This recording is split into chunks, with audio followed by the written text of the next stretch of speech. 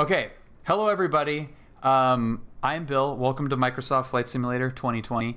This is the real-world King Air checklist. And with me right now is a real-world King Air ass chief, Steve. He's an assistant chief in a King Air. And Steve, you fly the 350, right? Yeah, mostly the 350. I've got a little bit of time in 200s as well, but okay. I've got about 2,000 hours in 350s. Okay, so you have 2,000 hours in essentially the plane that we're about to look at here in the sim. Yes. Which is going to be pretty rough because I think you're gonna. You have not seen this in the sim, correct? No, I can't wait to cringe and be really upset. Okay, it's gonna be pretty crazy. So pre-flight inspection, we're gonna skip all the actual pre-flight stuff, but I mean this is just one of the pages for the pre-flight, and it's, as you can imagine, extensive. It's a complex turboprop, twin engine plane. So I mean that's just one of the pages of the stuff you gotta check. So we're gonna go to pre-flight inspection. Geez, this thing is super long. Pre-flight inspection before engine starting. So this before engine start checklist is something that you do before the passengers get to the plane, and you go through all of this stuff. Yeah, pretty much. In the real world, in terms of when we actually start going line by line through checklist items, we don't do anything until the before taxi checks. That's usually after the engines have been started. We'll sit down and start going through that. So my SIC will sit down and usually go through line by line all the before engine start stuff when they're doing the cockpit checks to make sure everything's working. But there's a lot in there. There's a lot to explain if we were actually going to go through that line by line. So yeah, and we're not going to go through all this, line by line, but just to give you guys an idea of what the before engine starting checklist sounds like, it's weight, CG, performance, and V speeds. So that's going to be something that you guys sit down and calculate versus or based on your loadout. Yeah, in the real world, that's all. So that's stuff that I'm doing inside normally, like inside the FBO, while my SIC sits down and runs through all the actual systems checks. So I'm inside, you do filing our flight plans, going through all the weather and CG, weight, performance, and stuff. All that I do inside the FBO while they're outside sweating in the King Air, because that is nice and cool. And those are called performance cards? Mm-hmm. Okay. If you actually look in the back of your checklist, there's a whole section that says, a whole tab that says performance. If you go into there, takeoff flaps up, takeoff flaps approach, and those are all charts that are based on pressure, altitude, temperature, and weight. And if you look at it, it's just a grid, so you can go in there. If you're 14,000 pounds, 25 degrees at sea level, you can kind of look and see, okay, it's going to take V speeds to be 102, 107, 114, and a TOEFL takeoff field length of about 4,000 feet. So that's where we get all of our V speeds and our takeoff field length requirements from those charts in the back of the checklist. So in general, for sim purposes, we're a King Air 350. Our V speeds are going to be 100-ish. Yeah, so depending on how light you are. I've seen a range as low as 96 for your V1. Yeah. And as high as 108 for your V1. So it's about, So right now we're at 12,700 pounds. Yeah, so Telluride, that's light. Temperature. Yeah, that's very light for a King Air. That's actually probably, you're not even topped off with fuel with that. So no, yeah, let's give you that 14,000. There's 1390 for 13,900. So that's 14,000. That'll be a little bit. I mean, once you see how this thing handles, that won't matter at all. Temperature plays a big role too. We are pretty temperature limited. When it gets warm, our performance is significantly decreased. Interesting. So okay. Right now we're in the summer months. Well, we're in the warmer summer months right now. So like a lot of places like Telluride, we're actually weight limited taking off. Interesting. Almost every time, just because it's so warm. So you can look at those performance charts and see that. I mean, like if you look at the 9,000 foot pressure altitude chart in the back there. This is all really boring, probably for most people. Look at the numbers. But if you look at it, 14,000 pounds, 9,000 feet, pressure, altitude. We're required to have, at 25 degrees Celsius, we need 8,429 feet of runway, And if you look at the chart, I don't think Telluride has that. I think it only has like 7,000. So wow.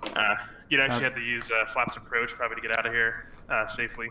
Do you have all of those performance figures in ForeFlight? Well, so we have a company so we have company ForeFlight accounts, and okay. we have a documents section where they've basically uploaded a whole crap load of our company documents to that, and in there there's a couple checklists with these exact tables in it, so I can always digitally access these tables. Yeah. Okay. Through my phone or my iPad. Okay. Cool. So this is just like a brief little intro of what this before starting checklist sounds like. So we did the weight and balance, V-speeds, all that stuff. So that's done in the FBO where it's nice and warm. Then you've got air stair door, cargo door, air stair door, locked, load, baggage and luggage, passenger briefing, seats and tables, all seats upright and locked, lateral tracking seats, outbound position, tables stowed, pilot seats and rudder pedals adjusted, seat belts, shoulder harnesses fastened, parking brakes confirmed set, control locks confirmed remove, oxygen system confirmed complete, fuel panel check off, cross feed circuit breakers. I mean, it's just like you're basically going through and touching everything to making sure it's either off, auto, in, or locked. Yeah, and a lot of this stuff has actual checks we do, like the oxygen system pre-flight check. You can see it says N-21 in the checklist there, which means you turn the bottom, you can see the page numbers. You go to page N21, which is a further, even larger expanded checklist for just the oxygen system pre-flight. Mm-hmm. So it's, like I said, this is all done during our pre-flight. We don't sit there and do this while we're waiting to start the engines with passengers in the back. It's just not really feasible. It's not meant to be used that way. It's meant to be used as a part of your pre-flight checks. You're getting the airplane ready to be started, and you basically get to the point where you are ready to start turning the engine, and that's the whole point of these checklists. Yeah. Okay. So if you were if you were nosed into Telluride to the FBO right here, you're getting a pushback. Would you do it at this point or once the batteries are on? We don't ever get pushback. They always park you at FBOs, so you can just taxi straight out. They don't ever park you like nosed in like that in the real world. Yeah. Okay. If this was, if for some reason I was parked like this and need to get out, I would probably have them push me into a start position first with everything turned off. So I'd have the batteries off, brakes released, all that, and I'd go from there. Okay. You could go with the battery. I mean, there's no harm in having the battery on or off here. Yeah. As long as you're not sitting there for like 20 minutes with the battery on, like if you're just doing it for a few seconds to get pushed back. And with this airplane, with the Propeller Fusion, I'd probably have the battery on. I'd probably turn it on about now if this is a real situation, just so the system can start powering up. So as soon as we're done being pushed, I can just start cranking the engine. It takes about a minute or about 30 seconds for the Fusion to fire up. So. Okay. All right, so we're getting pushed back now. This is going to be instant boot up. I like it. Yeah, this is going to be much jank, so I'm going to let this guy stop pushing us back here, just so we're kind of out of the way. Okay, so he's going to stop there.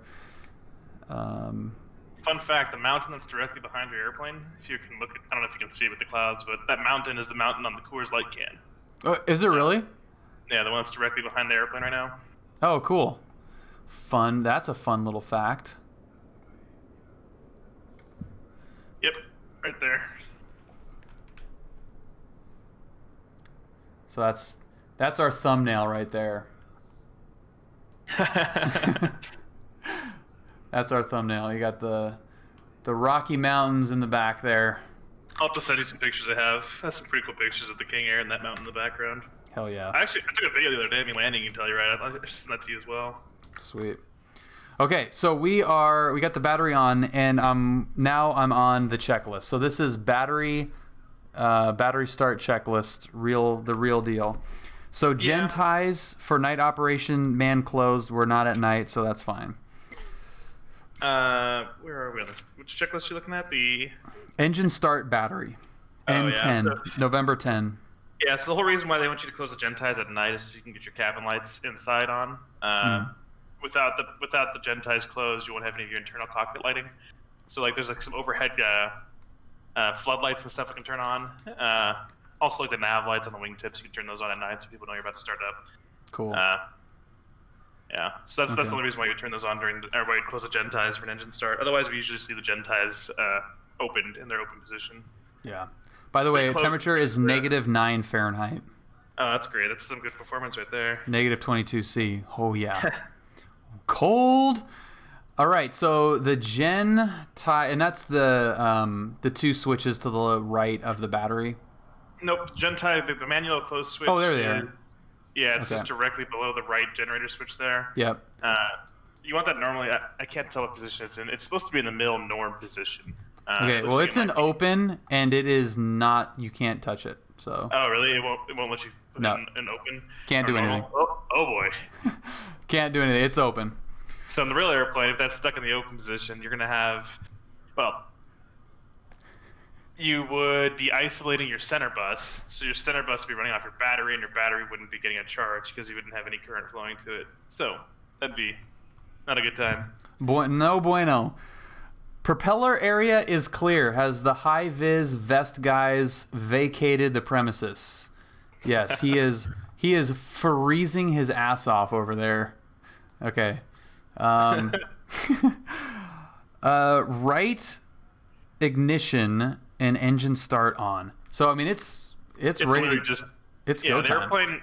It's really easy to start a gear up. It's literally battery on, ignition start, and then the last thing you have to do is just introduce fuel. So you just bring your condition lever. By the way, your condition levers down your. I just saw right now. Both of them are at like high idle. Yeah. Those should both be a cutoff. Okay. All the way back to the cutoff position. Yep. So those are back, and then the prop should be full forward, right? You can start the props feathered or full forward. The usual SOP for us is full forward. Main reason being, when they're feathered, it tends to vibrate the airplane a little bit more. Just passenger comfort wise, it's better to have it forward. Okay. So they're full forward. We got full idle cutoff on the condition levers. Okay, so that is right engine ignition start. Yep. So right engine ignition, and that is bottom left corner of the panel. There's a box that has 2 switches. Am I looking at it here? Engine auto ignition. Yep. There's no. It's not the auto ignition. No, it's down on just down very bottom part of the panel on the left hand side. Oh yeah. Okay. Yeah. There it is. Okay. Yep. So engine starter is on. Okay. Yep. And it's beeping at me. So if you look up at your engine engages on the right hand side of the PFD there, you should see, if it is on, you'll see. Oh, there it is. It's rotation. You'll get an ignition light.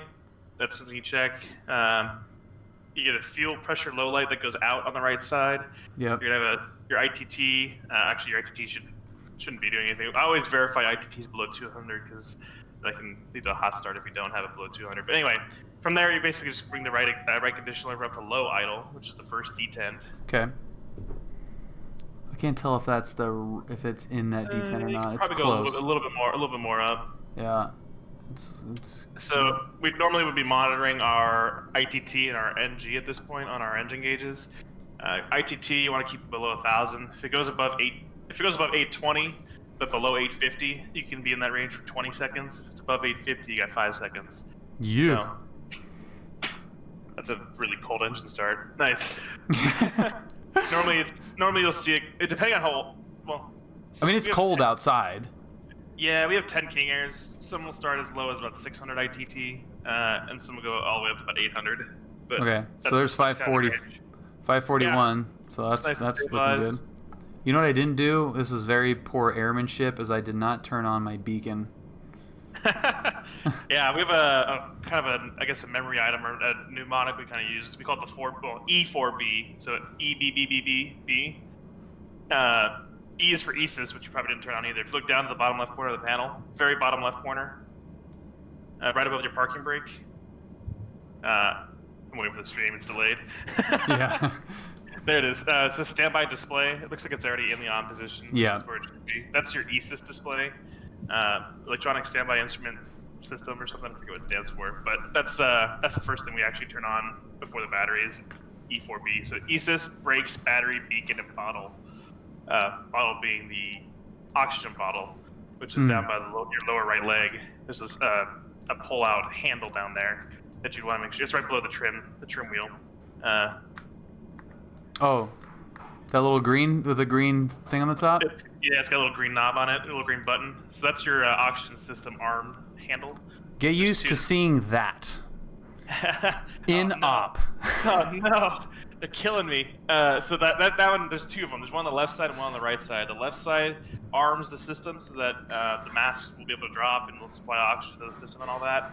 The right-hand handle on the other side, actually, that's the manual dropout. So if you were to arm the system on the left side and then pull back the handle on the right side, all of the cabin masks will drop, which I've done accidentally when I was brand new. So if anybody wants any indication that Steve is not full of shit, look what this says. Pull on, system ready, oxygen, passenger, manual dropout. Yep, there you Boom. go.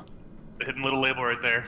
It's probably the most obscure label that no one knows about. I don't know how you knew about that. Okay, so the so we did the E4Bs. Oh, look at that! Someone called out my company. Oh no, I've been discovered. E4B, that's ESIS, brakes, battery, beacon, and bottle. Your brakes set, by the way? I don't think they are. I did not set them when we pushed back. It's a good way to start rolling. In the real airplane, so that's kind of interesting. The parking brake in the real airplane, if you're used to like Cessnas and stuff, you have to like set pressure on the pedals and then pull the handle out to get it to actually lock. In the King Air, you can just pull the knob out and then you can push pressure afterwards. So it creates a one-way shuttle valve, so the fluid that runs the brake calipers is able to go one direction to the brakes, but it can't be let out. So you can pull the handle out and put a lot of pressure on the brakes instead of having to like push the pressure, pull the handle. It's kind of that was nice. Yeah. Okay. Shut up, brake. Yeah, it does sound like a '90s GM car with the key, the ignition, and the door open. Is your ignition still running on the right engine? Yeah, probably. You can go ahead, you can turn that off. It's got a 30-second time limit on it. Sweet. So that would be exploding right now. Love it. Yeah, your generator probably wouldn't be very happy right now. It's a starter generator. It's just the same unit for both your starter and your generator. Next step, we'll go to the checklist. It's probably a good idea, right? Oh yeah, checklist. That's right. Jesus. Okay, so we got the low idle, we got the ITT and N1 monitor, we got the oil pressure checked, right ignition and engine start at 50% N1 or above comes off. Right condition lever is at high idle. So as soon as we have a good start, then we move it to high idle. Yes, so you're going to put the right condition lever up to high idle, and all that does, the condition levers are kind of interesting. It acts like a fuel shutoff, kind of like a mixture, but what it does, there's low idle and high idle. That controls the idle speed of the gas generator section of the engine. Not to get like too overly technical with it, but the PT6 engines are divided into two sections. Your gas generator section, which provides all of your actual airflow. So it's where your compressors are, it's where the burner can is, it's where your generator is, all that stuff. All the accessory section is attached to a shaft on there. That whole section is called your gas power generator section, and when you go to high idle, that whole section spins faster. So all your compressors and stuff and all your accessories and stuff, the shaft that they're attached to goes faster, which gives you more electrical current in your generator. So for the second engine start, we want to be at high idle. That gives us the most energy from the operative generator for the left engine start. So got it. So whatever energy was used from the battery to start the right engine is now not needed because we have high idle on the right engine that's now generating electricity. The next step you do after you go to high idle is to turn your right generator on, which is underneath that gang bar switch on the left. High idle, right generator is reset then on. Yep. So the right gen is right there, and that is on. Yep. And all you'll see with this is, a good check we do in the real airplane. Let me see if the checklist says who says to do it. It does not. So something we do in the real airplane, after I start that right engine, I immediately go to my voltmeter on the overhead panel, and I'm going to go ahead and twist there's a selector switch on there, and I set the voltmeter to monitor my left generator bus. And what this is doing is verifying that my right generator is supplying current all the way through the whole system to my left generator bus. That's it. Again, I don't get like too technical, it's going to put people to sleep, but one generator can supply the entire system with electrical current. So with one generator on right now, it's a good time to check and make sure that all of our generator ties and all of our current limiters and all that stuff are not broken. If we see current on the left generator, that's a good indication that none of our current limiters have been blown, and we're good to start the left engine from there. And then you can tell based on the voltage you see on the voltmeter. That was what the whole point I was making about looking at the voltmeter here. And where is the voltmeter? If you look up on the upper panel, on the overhead panel. Oh, overhead panel. Yeah, it's on the overhead. That is not how Fusion looks, by the way. I'm just looking at Sunray K, yeah. Thank you very much for the raid. Welcome everybody from Sunray K stream. So the right generator should be on. So I'm at external power right now. So I go. There we go. If I switch this. All that switch does there is it lets you check different buses to see what those different buses are showing on their voltages. So I see 28 volts on the right generator bus, which is good. And if you check the left generator bus, let's see what it shows. Nothing. So you would so that's what you're checking is you like this is saying okay the right generator bus is on, and you check the left and it should show something. Yeah, so if I saw this in the real world, the real airplane, I would assume that I had blown a left current limiter. That's not at all. So in the real world, we would at least see 24 volts on the left generator because that's our battery supplying the left generator with current. If you saw 0 on the left generator bus at this point, you totally blew a current limiter and you're grounded. So, I should start writing out a list of all the stuff that's wrong with this and just send it to Microsoft and tell me. Dude, the list that's wrong is longer than the list that's right. That is so funny. Like, okay, so you start up the right engine, you're in high idle, you check the left generator, and we have blown a current limiter. Microsoft, the devs' heads would explode. They'd be like, what in God's name are you talking about? I'm trying to think now. We might have, technically, based on the indication we see there, we might have actually lost a left and a right current limiter. Real airplane, because the fact that the battery's discharging at 60 amps with the generator on, that's not bueno. That is so funny. Okay, let's see if we can rectify that by like starting the other one. So how would you put the switch in the real world at this point? So in the real world, I'd have this sitting on the left generator. Okay. It would be showing me correctly 28 volts. Yeah. But yeah. Okay, so we're not showing 28 volts. What does the battery say it has on it? If you go to the battery bus on the far right. I think it said nothing. Oh, 20, 21, 22? That's hilarious. That's technically too low to do a battery start on the left engine. So. What's this TPL fed? Triple fed bus. So we have a total of 6 buses on the airplane. There's a left generator bus, a right generator bus, a center bus, a dual fed bus, a hot bat bus, and a triple fed bus. The triple fed bus has most of our systems on it. I wouldn't say most. It has a large number of our systems on it. And the reason it's called a triple fed bus is it has 3 sources of power tied directly into it. The left generator, the right generator, and the battery all dump straight into the triple fed bus. Okay. I'm trying to see if the checklist you have might actually have an electrical system diagram. It's one of those things that I can talk to you about probably some other time if you're really that interested in learning about it. But of course. So somebody asked, is the battery bus switch on the lower left panel supposed to be off? Oh, that's a good catch. That is supposed to be on. So we call it the Mexico switch. It's the red and white switch in the very left corner of the panel. Yeah. Just flip the battery. Yeah, flip that one to on. That's probably why we're having some issues. Or to norm, sorry. In-op.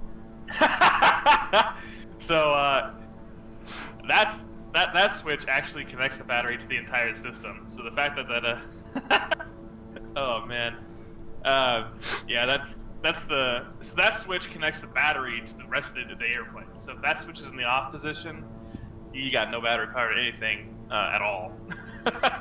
Awesome. Yeah. Awesome. Airborne Junk. I will address that at a later time, but yes, I do have some thoughts on Pilot Edge versus VATSIM. But yeah, that was a really good catch, Max. That's really funny. Okay, so the Mexico switch. All right, that's hilarious. I just assumed that everything was turning on, that switch was on. Yeah, that would have been funny.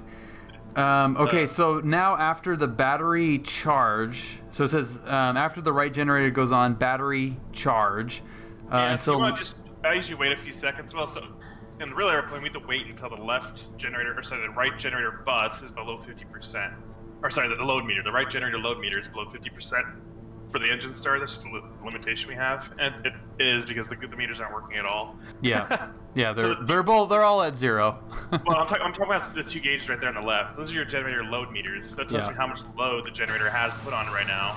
And in the real airplane, you probably see somewhere between 20 and 40% on that right generator right now. Okay. If it was actually working. Yeah. But it's not. Got it. Okay.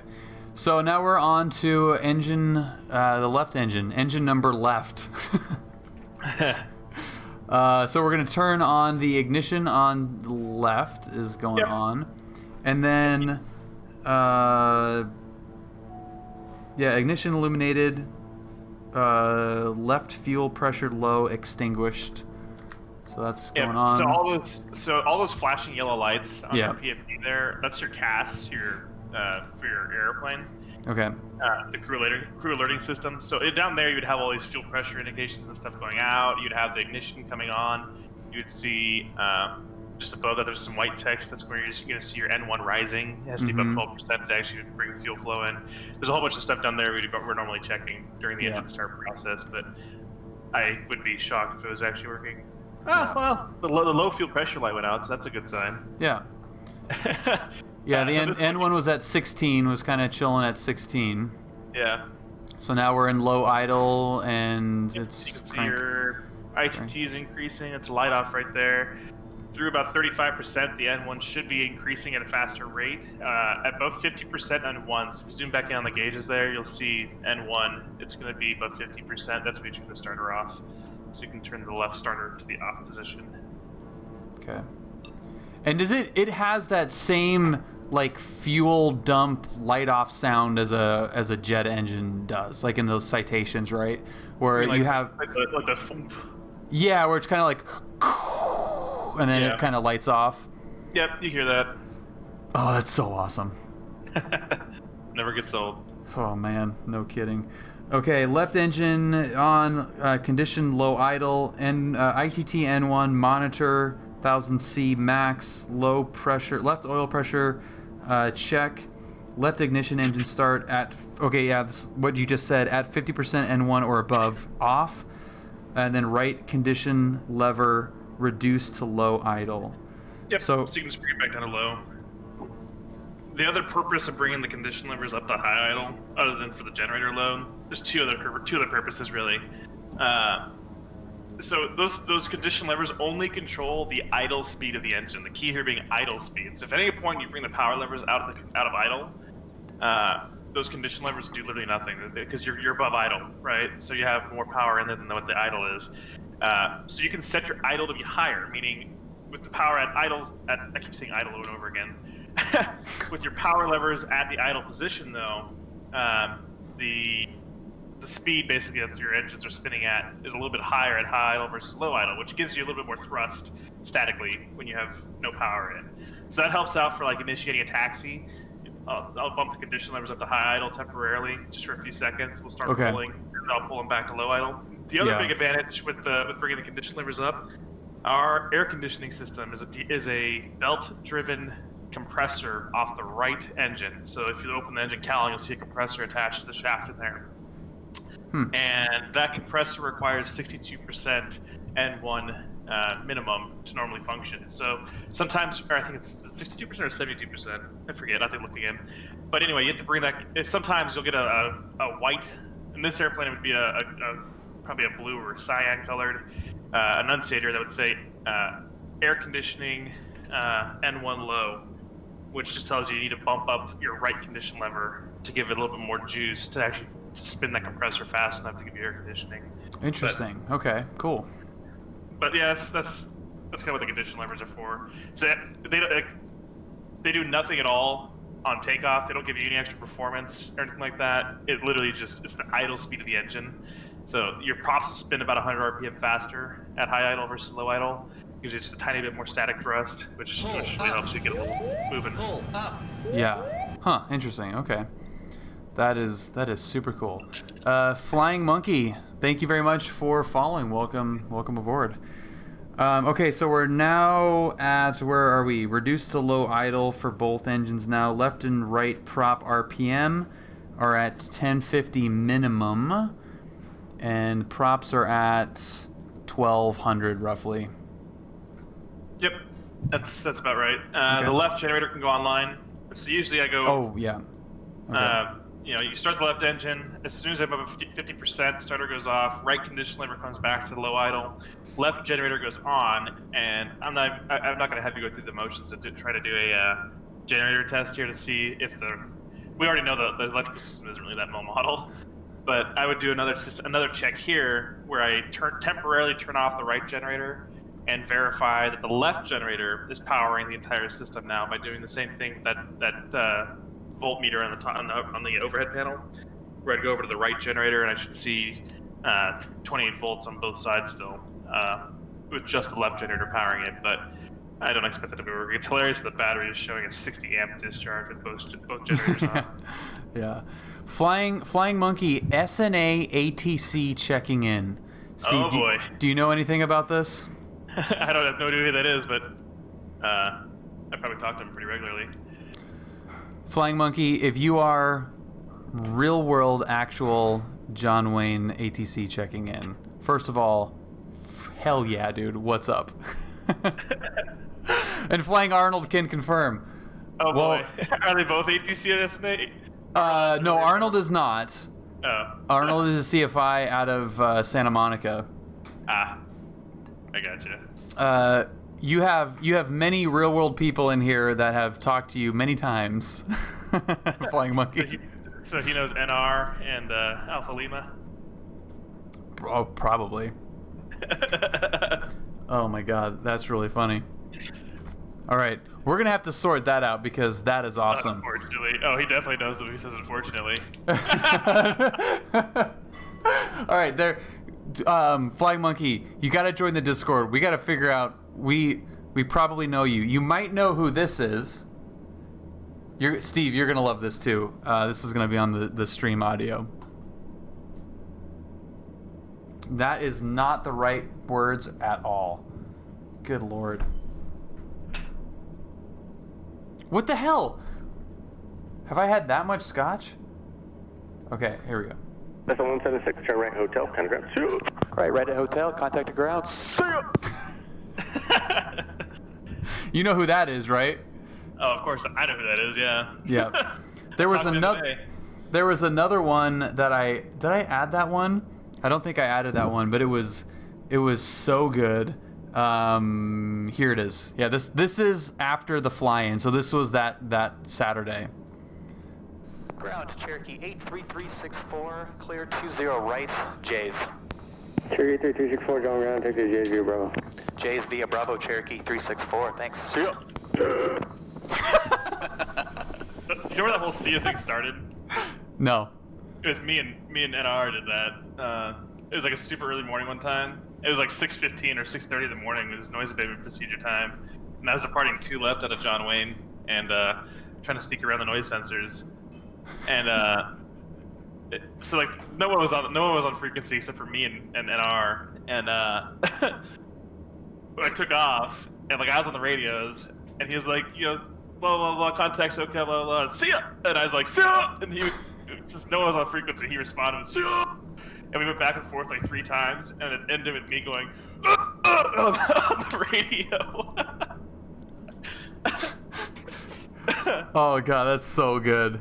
It's so much fun. Every time he's on, I just like I try to play it cool, just knowing that I'm gonna pick my spot, and just everything super great. Like I knew it was him because Q texted Julia when we were like en route. So she told me, she's like, by the way, NR's on ground. I was like, okay, sweet. So I knew exactly when I was turning off, like play it cool, and then it's just like It's just the epic Sia comes in. He did that at Boeing though. He said that he started that at Boeing Field. Oh, he might have, but I kind of revived it. I love it. We kind of revived it down here. That's awesome. Okay, well, that is freaking awesome. Flying Monkey, welcome. This is the John Wayne crew. Almost literally every stream that I do is out of John Wayne, so you'll get a kick out of it. All right, we are now down to left ignition, engine start is off, right condition lever idle, left prop RPM 1050, left prop pitch and right prop pitch illuminated. Yep, those are the low pitch stoplights, just letting us know that the ground solenoids are working and that our props won't go below 1050 RPM. Is that what's blinking, or that's pitot, right? No, there should be two. They're not illuminated, so it's not working, shockingly. Okay, all right, so those don't work. Okay, voltmeters, left gen, 27.5 to 29 volts. So that's what we just talked about, checking the volts. Left generator, reset, then on. We did, oh yeah, and you told me to do that right away. Right generator, reset, then on, or remain extinguished with switch in the reset position. Yeah, so that generator switch has three positions. There's off, on, and reset. It's spring-loaded to come out of reset. So if you were to hold the switch up, all the way up, that's the reset position. And when you do that, it basically disconnects the generator from the system temporarily. And when you release it, it turns it back to the on position, and the generator comes back online. So when I'm doing these system tests, I don't actually go to the off position. I just temporarily hold the switch and reset, and I check the voltmeter, and then I release the switch, and that's the easiest way to check those.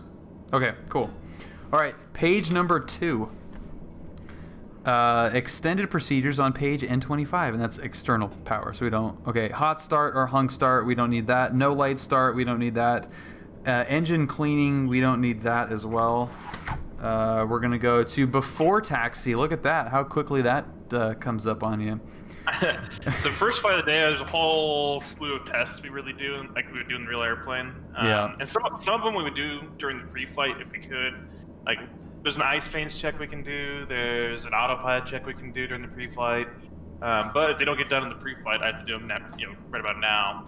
There's also a vacuum pressure and a de-ice test that we have to do. There's actually expanded checklists in the back, the N24 or something for like that. For those. That you check the pressurization system on the first flight of the day to make sure it's all working. Okay, cool. I guarantee you, if they don't have even the basic electrical system program, they probably don't have any of that stuff working. Nope. Okay, so electrical system, and that's N26 check, and then inverters N27 check and on. So yeah, so I can walk you through that if you want. Yeah, we'll skip that because it's going to be just like it's not going to be modeled at all. No, it's not going to work. So avionics master is going to come on, yep, and that is right above the gang bar for the generators. Call that a gang bar? Yeah, it's the little black shelf-looking thing that's above your generator and battery switches. Yep. And it's actually that thing actually the whole thing moves. So I can, if I want, when I turn the airplane off or when I turn off my electrical system at the end of the flight, I can just push down on that whole little shelf-looking thing. And it shuts all three of them off. It turns all three off at the same time. And it's like on a spring, so it's kind of spring-loaded to go back up into the position. Got it. Up there. Okay, cool. Avionics master is on. Master and panel cockpit lights as required. Mic switches on normal. Where is the mic switches? Mic switches on this airplane are going to be in the overhead panel. And those are for the oxygen mask versus your boom mic. They're always going to be in the normal position. The only time you ever use the oxy position on those is if you have your oxygen mask on. So, oh, they don't have it modeled. Oh, no, I'm sorry. We're in a Proline 21. That's going to be actually down in your audio panel. So down to the left. Come on, dude. Sorry, I was flying an Ethos 85 airplane all day the past days. So yeah, mic oxygen normal, and that's in opt. So awesome. Awesome. Okay, so that is mic switches are normal. Cabin lights as required. Furnishings. So fancy. Furnishings requires a sip of scotch. Those are as required. cabin sign, standard configured, no smoking configured. And those are overhead, aren't they?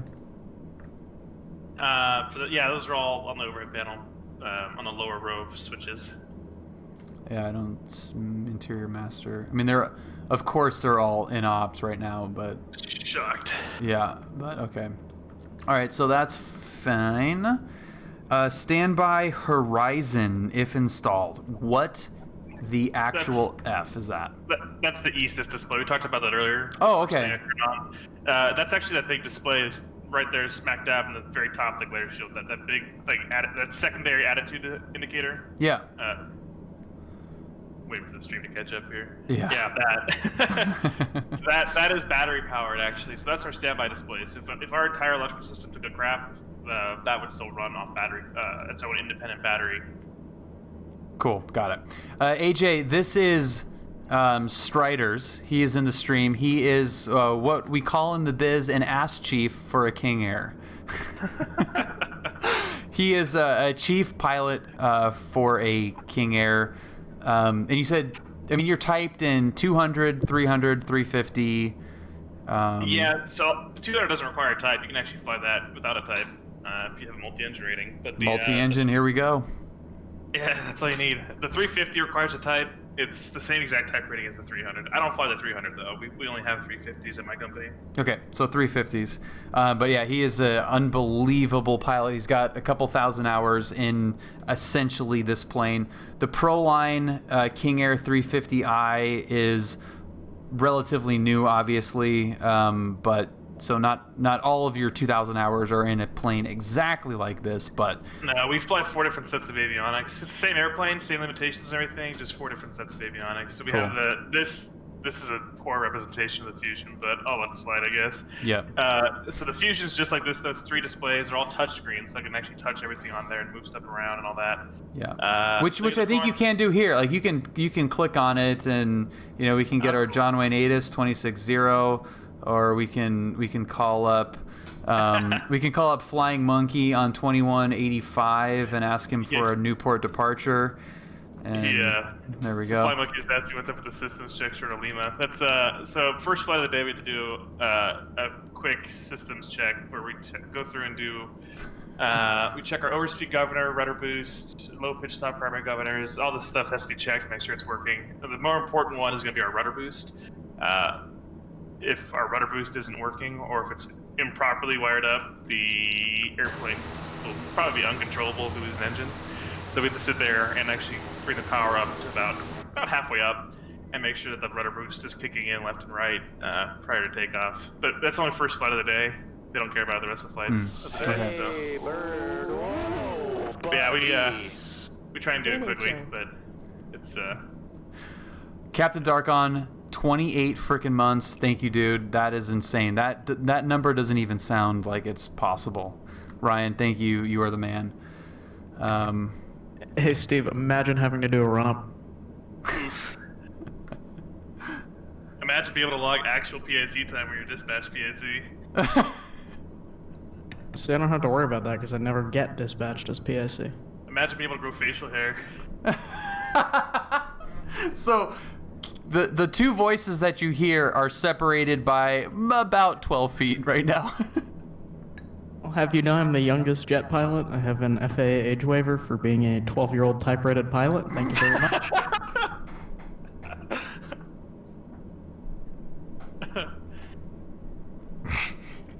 I almost spit my scotch out. How dare you? Age waiver, 12-year-old citation pilot. Holy crap. That deserves... I have to... This is... Where is it? Burbank IFR flight. IFR full rating. This is Q. Where should I go? This is us over LA. I have no idea where we are. It doesn't really matter. This is Q. Help. Just on mental strain. Like this is so easy. Back in New York, if I was flying somewhere I needed to be, I'd just file. It makes it easy. So that kid that you see there is a jet pilot. So there you go. Oh my god, that's so funny. Our neighbors think he's my fucking son. Dude, you guys look like father-son for sure. Okay, so cabin side, that's one dysfunctional family. Horizon, standby Horizon if installed is on. Prop sync is on, but guess what about prop sync? Oop, 1 second, my battery died.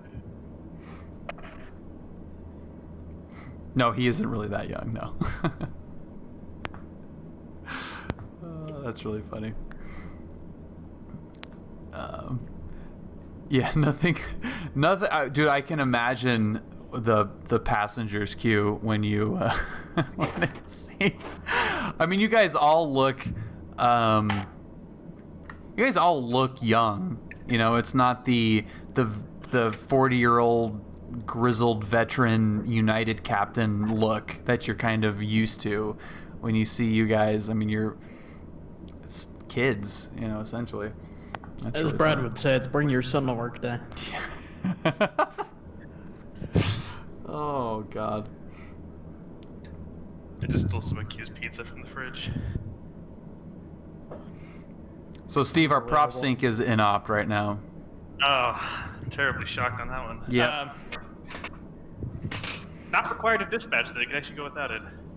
Well, sweet. Exterior lights as required. So we're gonna put on taxi. We're gonna put on landing. So what are ice lights? So the ice lights are some. I don't know if you're able to go to the outside of the airplane, but if you look at the outboard part of the engine nacelle, right where the wing meets the engine nacelle, the leading edge of the wing, there's a little light port there. It's a pretty bright light, and it'll actually you only turn it on temporarily. That little tiny circle right there, yeah, that little light. So what that does is it at nighttime it allows you to illuminate the wing to see if there's ice in your leading edge or not. Okay, so if we turn on that, let's go to. Dude, this is the power of the flight simulator.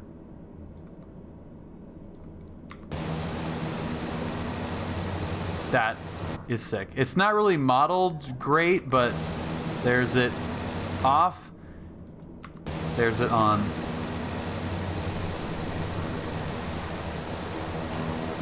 Glorious. How beautiful is that? We only turn it on temporarily. That light has a pretty thick cover of glass on top of it. Or not glass, sorry, it's like plastic, I think. And that light gets really, really hot. So if we leave the light on for long periods of time, it actually forms bubbles in the plastic cap that's over it. It like delaminates itself or something? Yeah, it just makes it not as effective. Yeah. Okay. So we're going to keep that off. We'll turn on nav because whatever. Strobe. Tail flood, that's one of my favorite things, so that's coming on. So normally for engine start, landing, taxi. Sorry, the only thing I would turn on right at this point in the real airplane would be the beacon. And then when I'm ready to taxi, the taxi light would come on. And then when you're ready for takeoff, or when you get clear for takeoff, your strobes, your your recog, your nav light, and your landing lights all come on. So pretty much everything other than the ice light comes on when you're ready for takeoff. What's recog?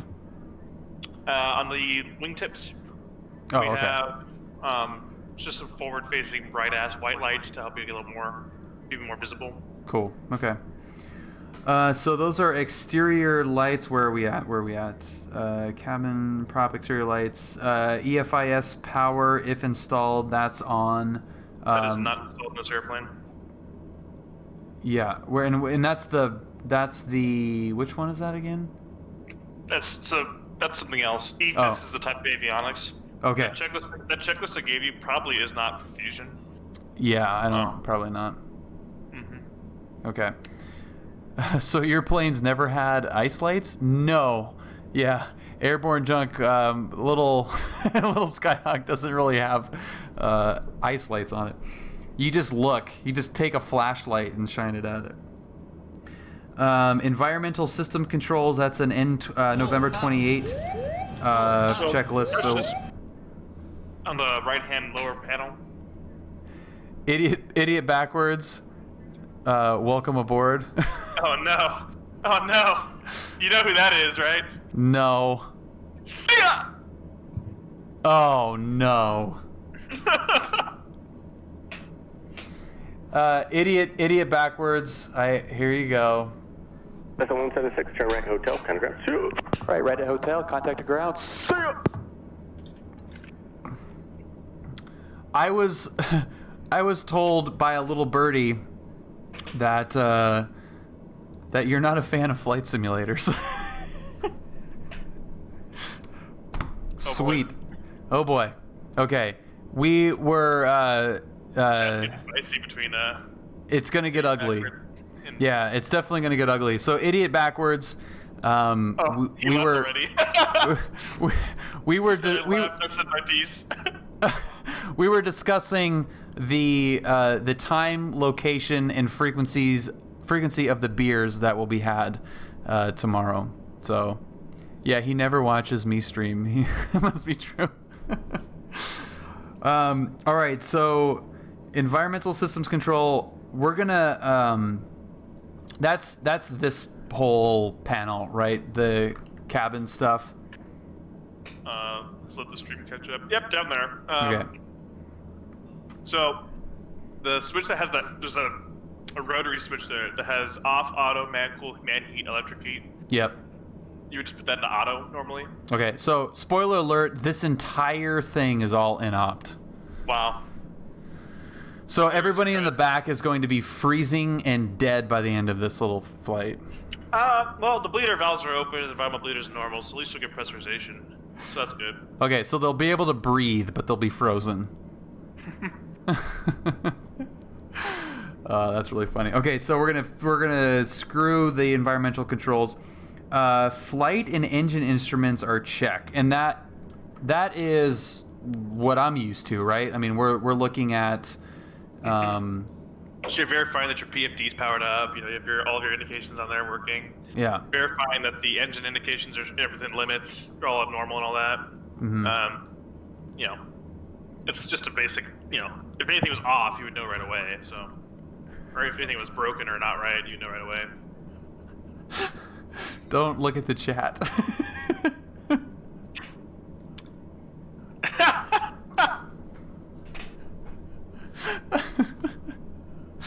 Oh my god, you have no idea. I'll play this again because it's too good. You are a celebrity, by the way, in all of these streams. This is here we go. Ground, Cherokee 83364, clear 20 right, Jays. Cherokee 3364, John ground, take the Jays via Bravo. Jays via Bravo, Cherokee 364, thanks. See ya.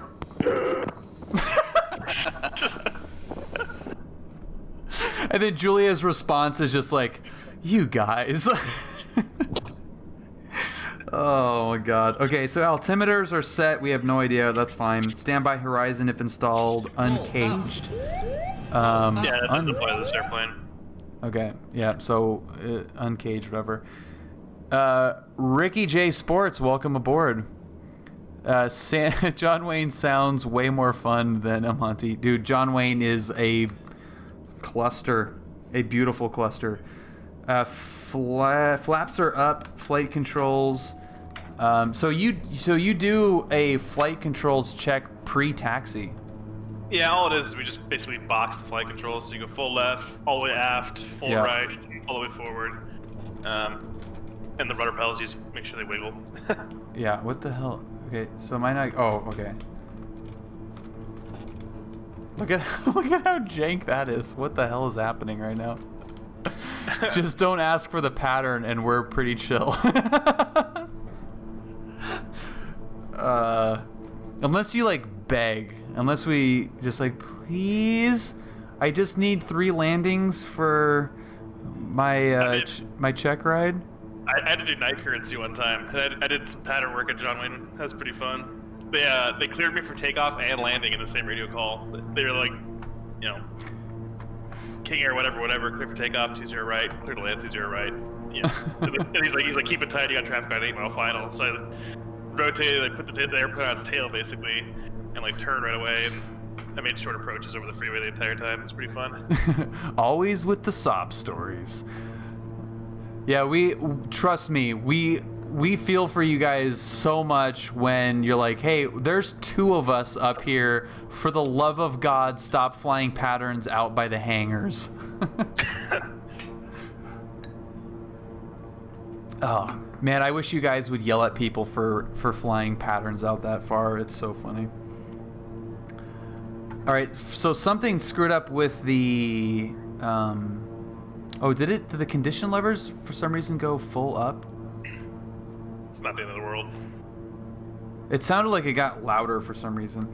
Okay, really? so avionics and rudder, we're not going to mess with that. Pressurization, we're not going to mess with that. Autopilot, we're also going to not mess with that.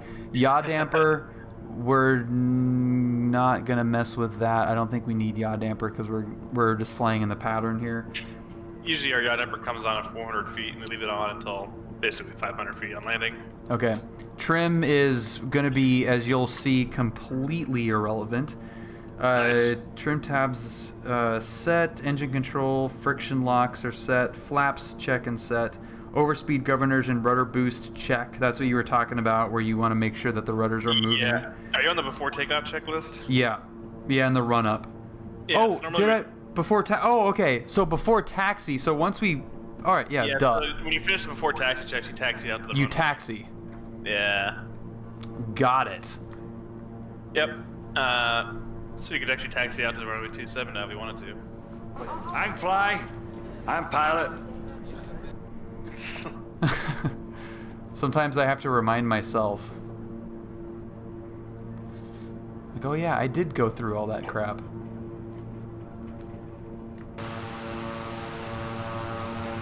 Say whatever you will about the systems in this thing. Holy crap, it looks and sounds gorgeous. Here, let me turn the sound on for a second. It sounds kind of right. It sounds like turboprop-ish. But the throttle, the real like, I airplane, mean, my, like... something that we use quite a bit in the real airplane, you know, we have reverse, obviously we have reverse in the airplane. We also have, so there's 2, we call them gates. So you either lift the throttles up and pull them, or power levers up and pull them back, and then there's two stops where you have to pull it up, or lift it up and pull it back. The first brings you to what we call ground define, which is basically just pretty much close to 0 thrust. And then if you lift it up over the second gate, that's when you get to reverse. So when we're taxiing like normal, we usually have it, most of the time we're sitting in that first gate range, that below idle, where it's basically 0 thrust. Yeah. Because that keeps us from accelerating too much. So. Oh, look at that. It's just... More people I know popping up in chat. It's just like so broken. Like everything's just broken.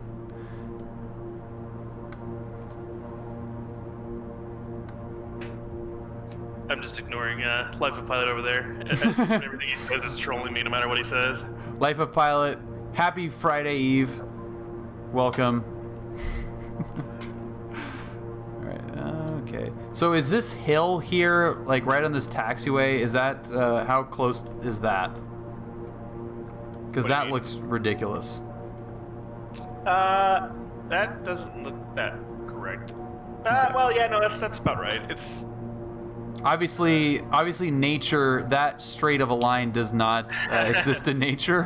There's a little bit of a hill there. It's not. It doesn't look that extreme in there in the real life. So can you see somebody if somebody's coming in on this opposite runway? Yeah, you can very clearly see someone coming in. Yeah. Coming into land. What is yelling at me right now? Oh, ITTs are pegged. Is your power all the way up? Yeah. It shouldn't be. Yeah, I have these throttles set for like simple single engine piston, so I got you. So when you in this airplane, you can't just firewall the power levers. You have to actually set them slowly and carefully to your actual takeoff power setting. So normally, you're either temperature limited or torque limited. So if you look at your engine gauges on your MFD there on the right-hand side of the MFD, you have your torque and your ITT. Yeah. So usually on takeoff, we can go up to 100% torque, or our hard limit is 820 on the ITT. So as you add power, we'd be watching those two gauges, and whichever limit we hit first. If we hit that, my company policy is 800 ITT for takeoff, and then for climb we pull it back to 780 max. So we'll push the power levers forward until about 800 ITT or 80% torque, because as you accelerate down the runway, you're going to get more torque on the actual prop. So your torque will increase as you gain airspeed actually down the runway. So we set it to about 80 to 85%, and by the time we stabilize at 10 rotation speed, it'll climb up to about 95%. Okay. Anyway, so yeah, if you just firewall the power levers, you're gonna way overstress the engine. You're gonna have a bad time. Yeah, pretty much. Let's see if we have reverse, toggle propeller reverse thrust. Okay, I'm gonna do select input controller. I don't want the freaking controller. Thank you, Mr. Life and Pilot. I think that's a compliment. What did he say? Apparently, I have all of my King Air poop in one scoop.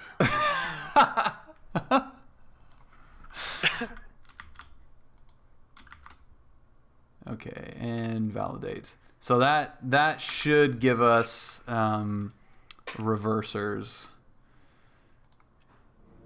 Let's see if that does it.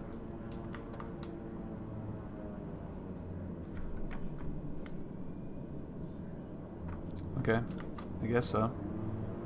That's your props. Your props is feathered. So toggling reverse props just puts it into feather. Is that what it did? Yeah. I just feathered them. All right, so we're gonna go asynchronous on any throttle or propeller movement. It's gonna be rough, man. Luckily, you can do a static takeoff, so you can just basically hold the brakes on the runway. Yeah. And, get your takeoff power set, and then release the brakes. Okay. Cool. Trim tabs. Okay, so before takeoff, run up. Now, this may be a really ignorant thing, but I was under the impression that turboprops don't need to do a run up. So, Mr. Flying Monkey asked me earlier why we do a systems check while we short the runway at John Wayne, and this is why we're doing this run-up checks. Now, we can do a lot of this stuff up to about line item number 9 on there.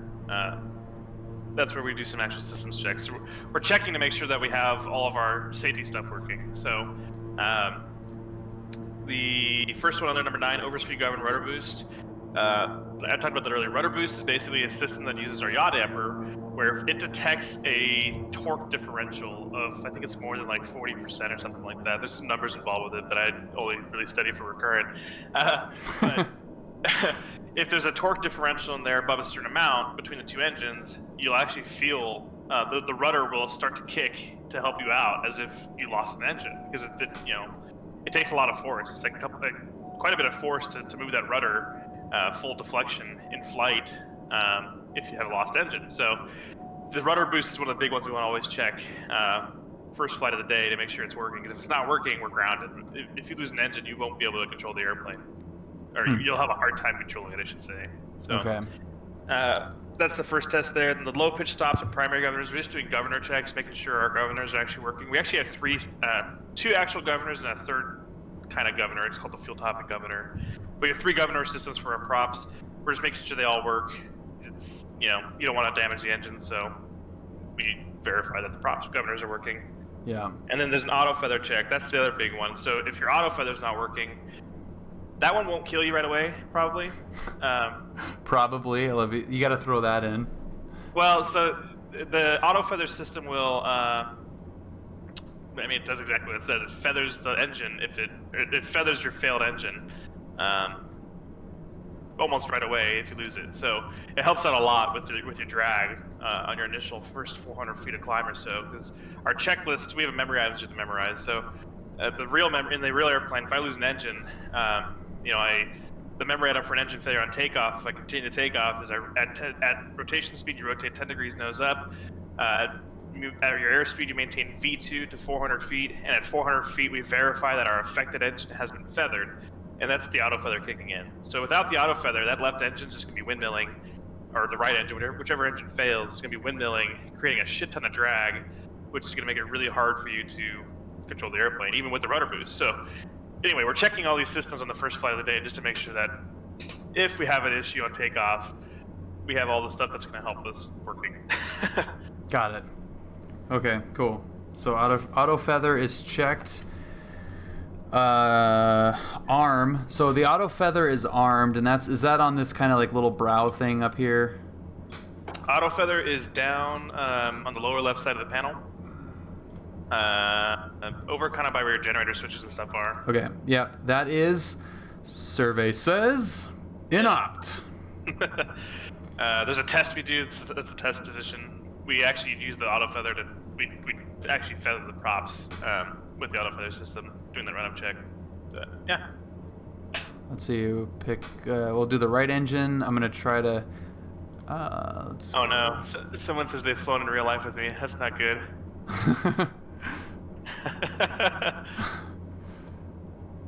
Yeah. So nothing. So if you pull that prop lever all the way back, does nothing happen? Sound-wise? The prop levers? Yeah. They should. I'm not listening to sound at all. Oh, there we go. Okay. So I'm in feather mode now. It does. If I pull it back before feather, it doesn't. There's no change. But if I go into the feather, it does change. Yeah. So the prop governor is not controlling the props at normal idle. So that's why we have to do. There's actually a test switch we hold down to make the governors actually cycle. So, to answer your question, no. At idle power, pulling the prop switch, the prop levers back won't do anything until you get into the idle D10. Okay. But when we do the auto feather test and all that stuff, when we do the prop governor test on that checklist, we actually bump the power up to about 1500 RPM. Until the props get to about 1500 RPM, because that puts the governor in control of the props at that point. So then we cycle the props by pulling them back. You'll see it drop down to about 1150 to 1250, and then you bring it back up, and then when you release the switch. Actually, I totally just said that wrong, but anyway, no one knows. Yeah. Dragon 40th. Yeah, I programmed the reverser, and it just feathers the props. It doesn't actually go into beta, unfortunately. But that's what it sounds like. Dude, when these planes go into beta, it's one of the coolest sounds in aviation. Oh, that sounds so good. Okay, we'll pop them up. All right, so we did auto feather test, manual prop feathering, instrument vacuum, and de-ice pressure check. All right, engine anti-ice check. So that was what we were talking about, which kind of sparked all this. Engine anti-ice right here. So we want to turn those on, right? Well, it depends. So engine anti-ice, that's your ice vanes we were talking about earlier. The inertial separators is what they call them. Yeah. Those are basically doors. Yeah, it's like a bypass valve to the actual jet engine itself, right? Oh, I'm confused. Head in the Cloud said he flew with me, or he knows me in real life, but he just doesn't know where I work for. He's a liar! Anyway, the inertial separators, so it's... Did you ask me to explain those? Sorry, I totally spaced out. Well, it's like a bypass of the intake for the jet going to the actual intake, right? So the inertial separators, if you picture, so the way the engine works is our air enters the front of the engine, right? And it goes through a whole big passageway to the back of the engine where it enters like a mesh fence, and from there it goes forward to the engine, going through all the compressors and through the burner can, getting ignited with fuel, and then all the exhaust goes forward. So yeah, there you go. You have your intake. The entire intake is a big channel that goes all the way to the back of the engine. Yeah. So you go like look on the back of the engine, and there's gonna be some bolts and stuff, and a panel there, like, kind of behind where the exhaust is. Yeah. All the air gets routed back that far. And what we have, because the airplane is prone to icing, basically where that scoop is right there, that's kind of near where the air actually enters the engine. Mm-hmm. what can happen is if you're going through any kind of moisture or icing conditions, the intake, the actual intake at the back of the engine, will get ice on it if you don't do anything about it. So if that whole thing ices over, you're not going to get air into your engine, which means you're going to lose your engine because a big component of the combustion process is having air. So what they do is they have these doors. We call them ice vanes. What it is, it's just a mechanical, physical.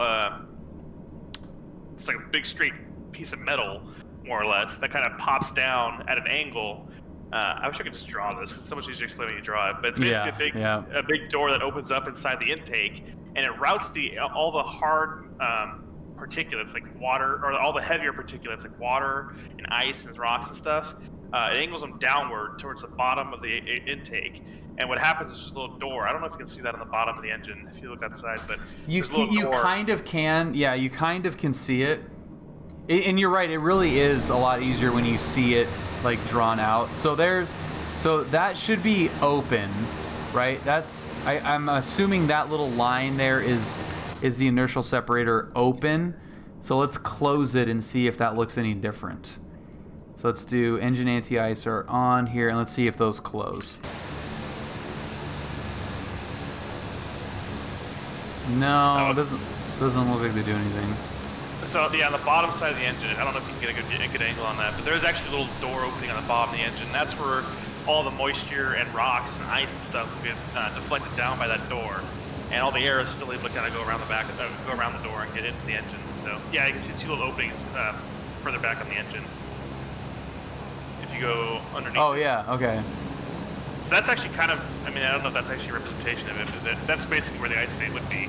Yeah, those two openings in the back right there. So that further back one is where all the heavy materials get dumped out the back of the engine. So that way we don't get ice accumulating. RF. Yeah, I don't think anything changes on this. So those are on for takeoff. And then once you're up and moving along, those come off.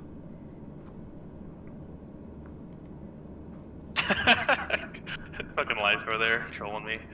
So yeah, long story short, I keep getting sidetracked by other stuff. I'm sorry. Okay. Those ice vanes, what they do is they restrict airflow in the intake, which is going to reduce your engine performance. You're going to get lower torque and higher ITTs, which limits you more. You're going to lose a ton of performance in your climb and in your cruise. So, long story short, we prefer to have them in the off position where they are right now, if we can. Now we will turn them on takeoff if we're if we're going to be like in icy conditions on the ground, like if we're in like fog and it's cold. Yeah. Or if it's like immediately after takeoff, we'll be in the clouds. Then we'll take off with them on. But that's I've probably only done that once ever in the King Air, so yeah, it's not preferred to do that. So having it off, just like when you can, you want them in the off position. Like right now, the way that this looks right here, we're fine with them off. Yep, that's normally how we would take off in the off position like that. Okay. This is a lot of information for taking off, turning around, and landing again. Well, yeah. I mean, if you just want to take the airplane off, I love it. I could not be any happier than there's so much more stuff that we have. We skipped a lot of checks and a lot of stuff that we can normally do. I freaking love it, dude. That's so great. Yeah. Okay, so blah blah blah blah blah. Before takeoff, final items. We've got engine, auto ignition arm if required, engine anti-ice as required, which we just talked about, exterior lights as required, so we'll turn those on right when we're about to roll. Yeah, ice protect. Final items check where we turn on a bunch of stuff, and it's very rushed and very. You can see actually the final items checklist is there. We do that entire checklist after we get clear for takeoff and rolling out of the runway. So it's a lot of stuff turned on. We just verify it's all on. Yeah. Do you take off with flaps usually? Depends on the runway. Normally, no. Okay. It's unusual if we have flaps out. Now, high elevation airport like this, if it's in the middle of summer, it's hot, we will have the flaps out for sure. Yeah. Okay.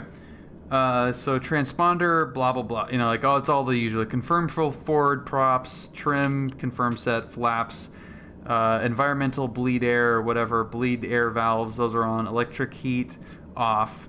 Aft blower as required. Interior lights. Oh yeah. So this is just all kind of foofy stuff, if you will. All right. So what do you say for takeoff? We're doing. We got landing lights. We don't need navs. Recogs and strobes. Those are all on. Parking brake is no. We didn't have the brakes on. We were just on the toe brakes. That's right. And we are pulling out. Hello. Power. There we go. Oh, it's like I don't have. Oh, the throttles are just really weird. Finished the instrument with you. Was on the tarmac, if you recall. Oh, I know who you are. Yeah. How you doing, man? I know you. Yeah, I do know him.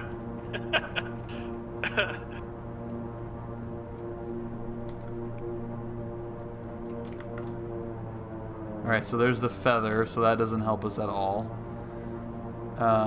Why does this thing keep popping up? I want to cancel that. So our ITTs, our torques, like we're over torquing it, just everything is a mess right now.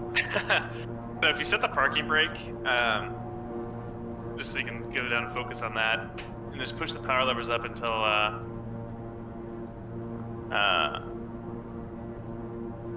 basically 820 ITT is probably you're probably ITT limited this high up. 820. ITT is ITT is on the top there. Yeah, so there's 850. Can you move the camera down more? Yeah, because your torque gauges are up there as well. Actually, 820 is as high as you want to go on the ITT, so you pull it back a little bit until you reach about 820 or 800. Why is my throttle is so pissed off at those? So there's 804. I mean, is that? Yeah, that's close enough. Okay. Good enough for government work. Okay. Yeah, I dig it. Okay, so we're good to go. Yep. So you're probably just gonna rotate right around 102 knots, 103 knots, something like that. I don't know. Okay.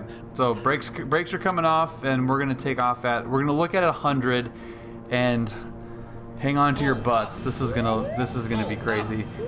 Base case, we are at Telluride, beautiful downtown Telluride. Here we go. Brakes are off, and we are rolling. Dragon, I don't know if that's the limit for the Caravan as well. Different PT6s have different temperature limits and different torque limits. Torque. I'm not gonna get that. That's a different rabbit hole to go down. But they have different temperature limits. We can get one of our King Airs has a engine conversion on it. It's called the Black Hawk engine conversion, which basically gives it gives this a lot more power. So the base engine on this airplane is a PT6A-60A or 60 Alpha. Gives you 1050 shaft horsepower, and I mean it's good. It does the job, right? But we can put a Dash 67 engine on there, which is the same engine on the Pilatus, which is a bigger engine. But what they do is they derate it down to 1050 shaft horsepower still. So we have the same shaft horsepower. Steve, your 100 knots isn't working. Oh boy. Oh no. You should definitely be able to get airborne at 120. It's not even taking off. We're. Oh no. It's an adventure. Dave, thank you so much for the gifted subs. I thank you so much. We just spent God knows how much time getting this thing started, and it wouldn't even take off. Dave, thank you so much. 42 gifted subs. BD Short, Jarhead, Signal 7, Fisher. What happened? I don't have answers for you on this one. Wow. We were going 100 knots and it didn't do anything. Oh, look at that. Wow. Are you able to go back to the runway and just have it all powered up and ready to go? So there you go. Everybody. There's That's Microsoft Flight Simulator for you. What the hell? How do you... Oh, there we go. Okay. Wow, dude. What was that? best stream 2020. Yeah, I think we all deserve some kind of award for sticking through that. Yeah, it's so weird. I don't know what happened there. Like it, I mean, I think it's probably connected to the throttle. I mean, the airspeed indicated like 125, so unless that was just way off. It just didn't full. It didn't take off. It would not take off. Pull up.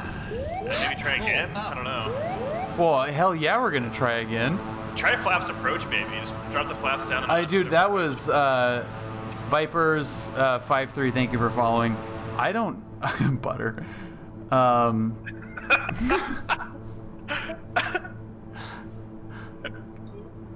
You'll know this voice.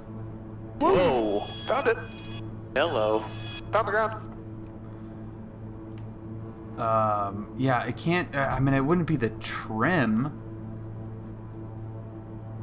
But I mean, we can put nose. We can put nose. Wow, that was hilarious. I think we're in the same state. Everything looks like it's in the same state. Yeah. Was your trim all the way for? Like, was your trim nose down? Because it's. I don't think it was nose down. I thought it was neutral. It looked like it was at 0 when I checked it. Let's see what happens. Too low. Terrain. That too. Props are full forward. So we have condition levers are full forward. Props are full forward. We might do a rolling start here.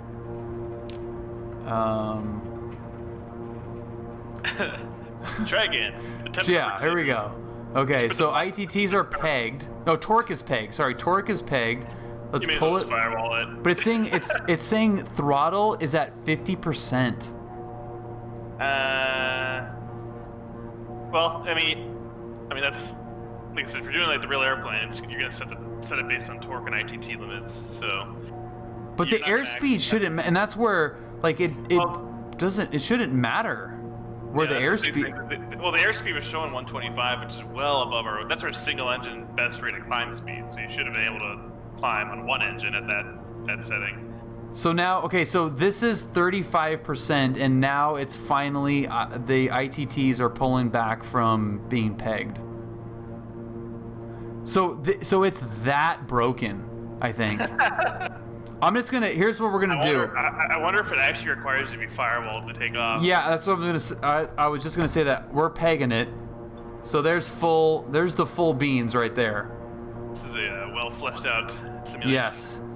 We're gonna just keep clicking off the mastered caution and just let her rip.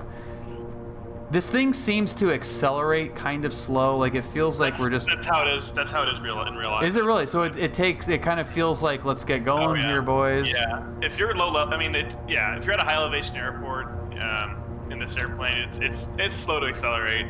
Okay, so there's 70 knots, and we've already got the nose gear coming off. It's so bizarre. What a shitty simulation. It's stall. Okay, so at 100 knots, it's telling me that we're stalling. Gears coming up. That's actually pretty accurate. The real airplane stalls, clean configuration, it actually stalls right around 100 knots. At least we're flying this time. Whoa. And now the trim is like way nose up. Oh my god, this thing is so borked, dude. Yes, I think your trim is nose up. But you have to be. Usually we take off at 2 units up on the trim wheel. And now I am full right aileron right now. Look at the yoke. It's not doing anything. I have no right aileron abilities. I can only turn left. It's not. Oh my gosh.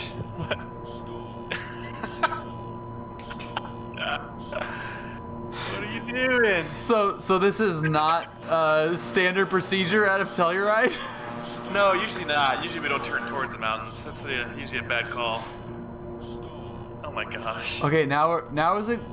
Yeah, it's like not. It's not turning right.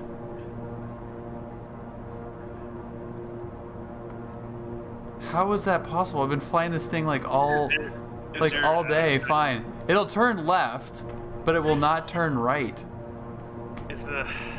This is the Derek Zoolander of airplanes. I wonder if your controls are like not calibrated for this or something weird like that.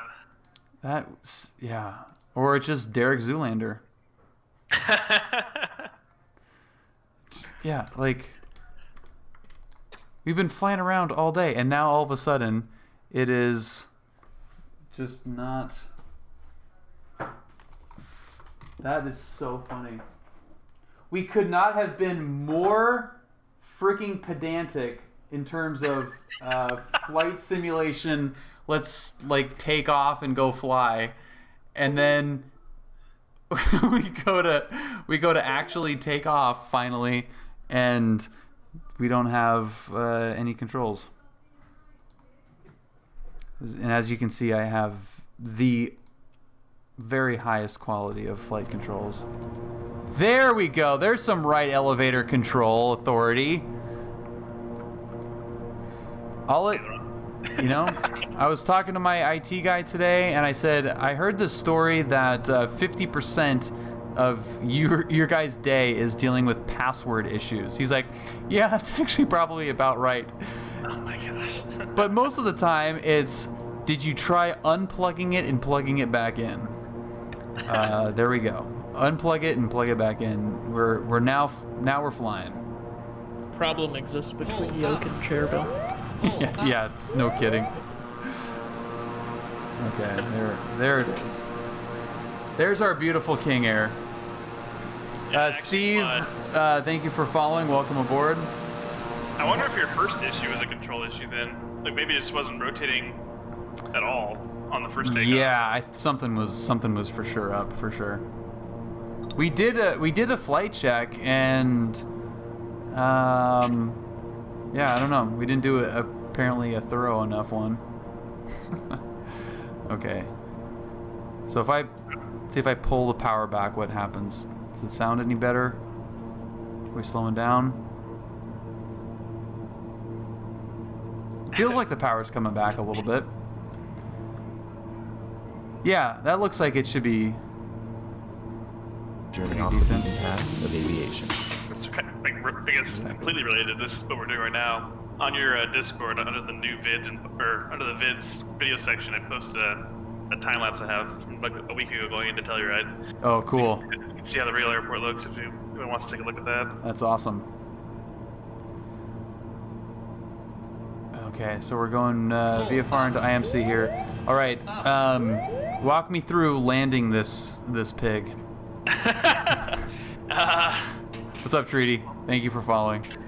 So, generally, I mean, we have obviously like flap speeds and gear speeds, but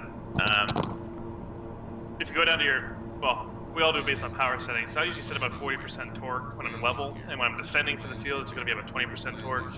And then you just bring your gear and flaps in whenever you hit your speed limits. So you probably go flaps.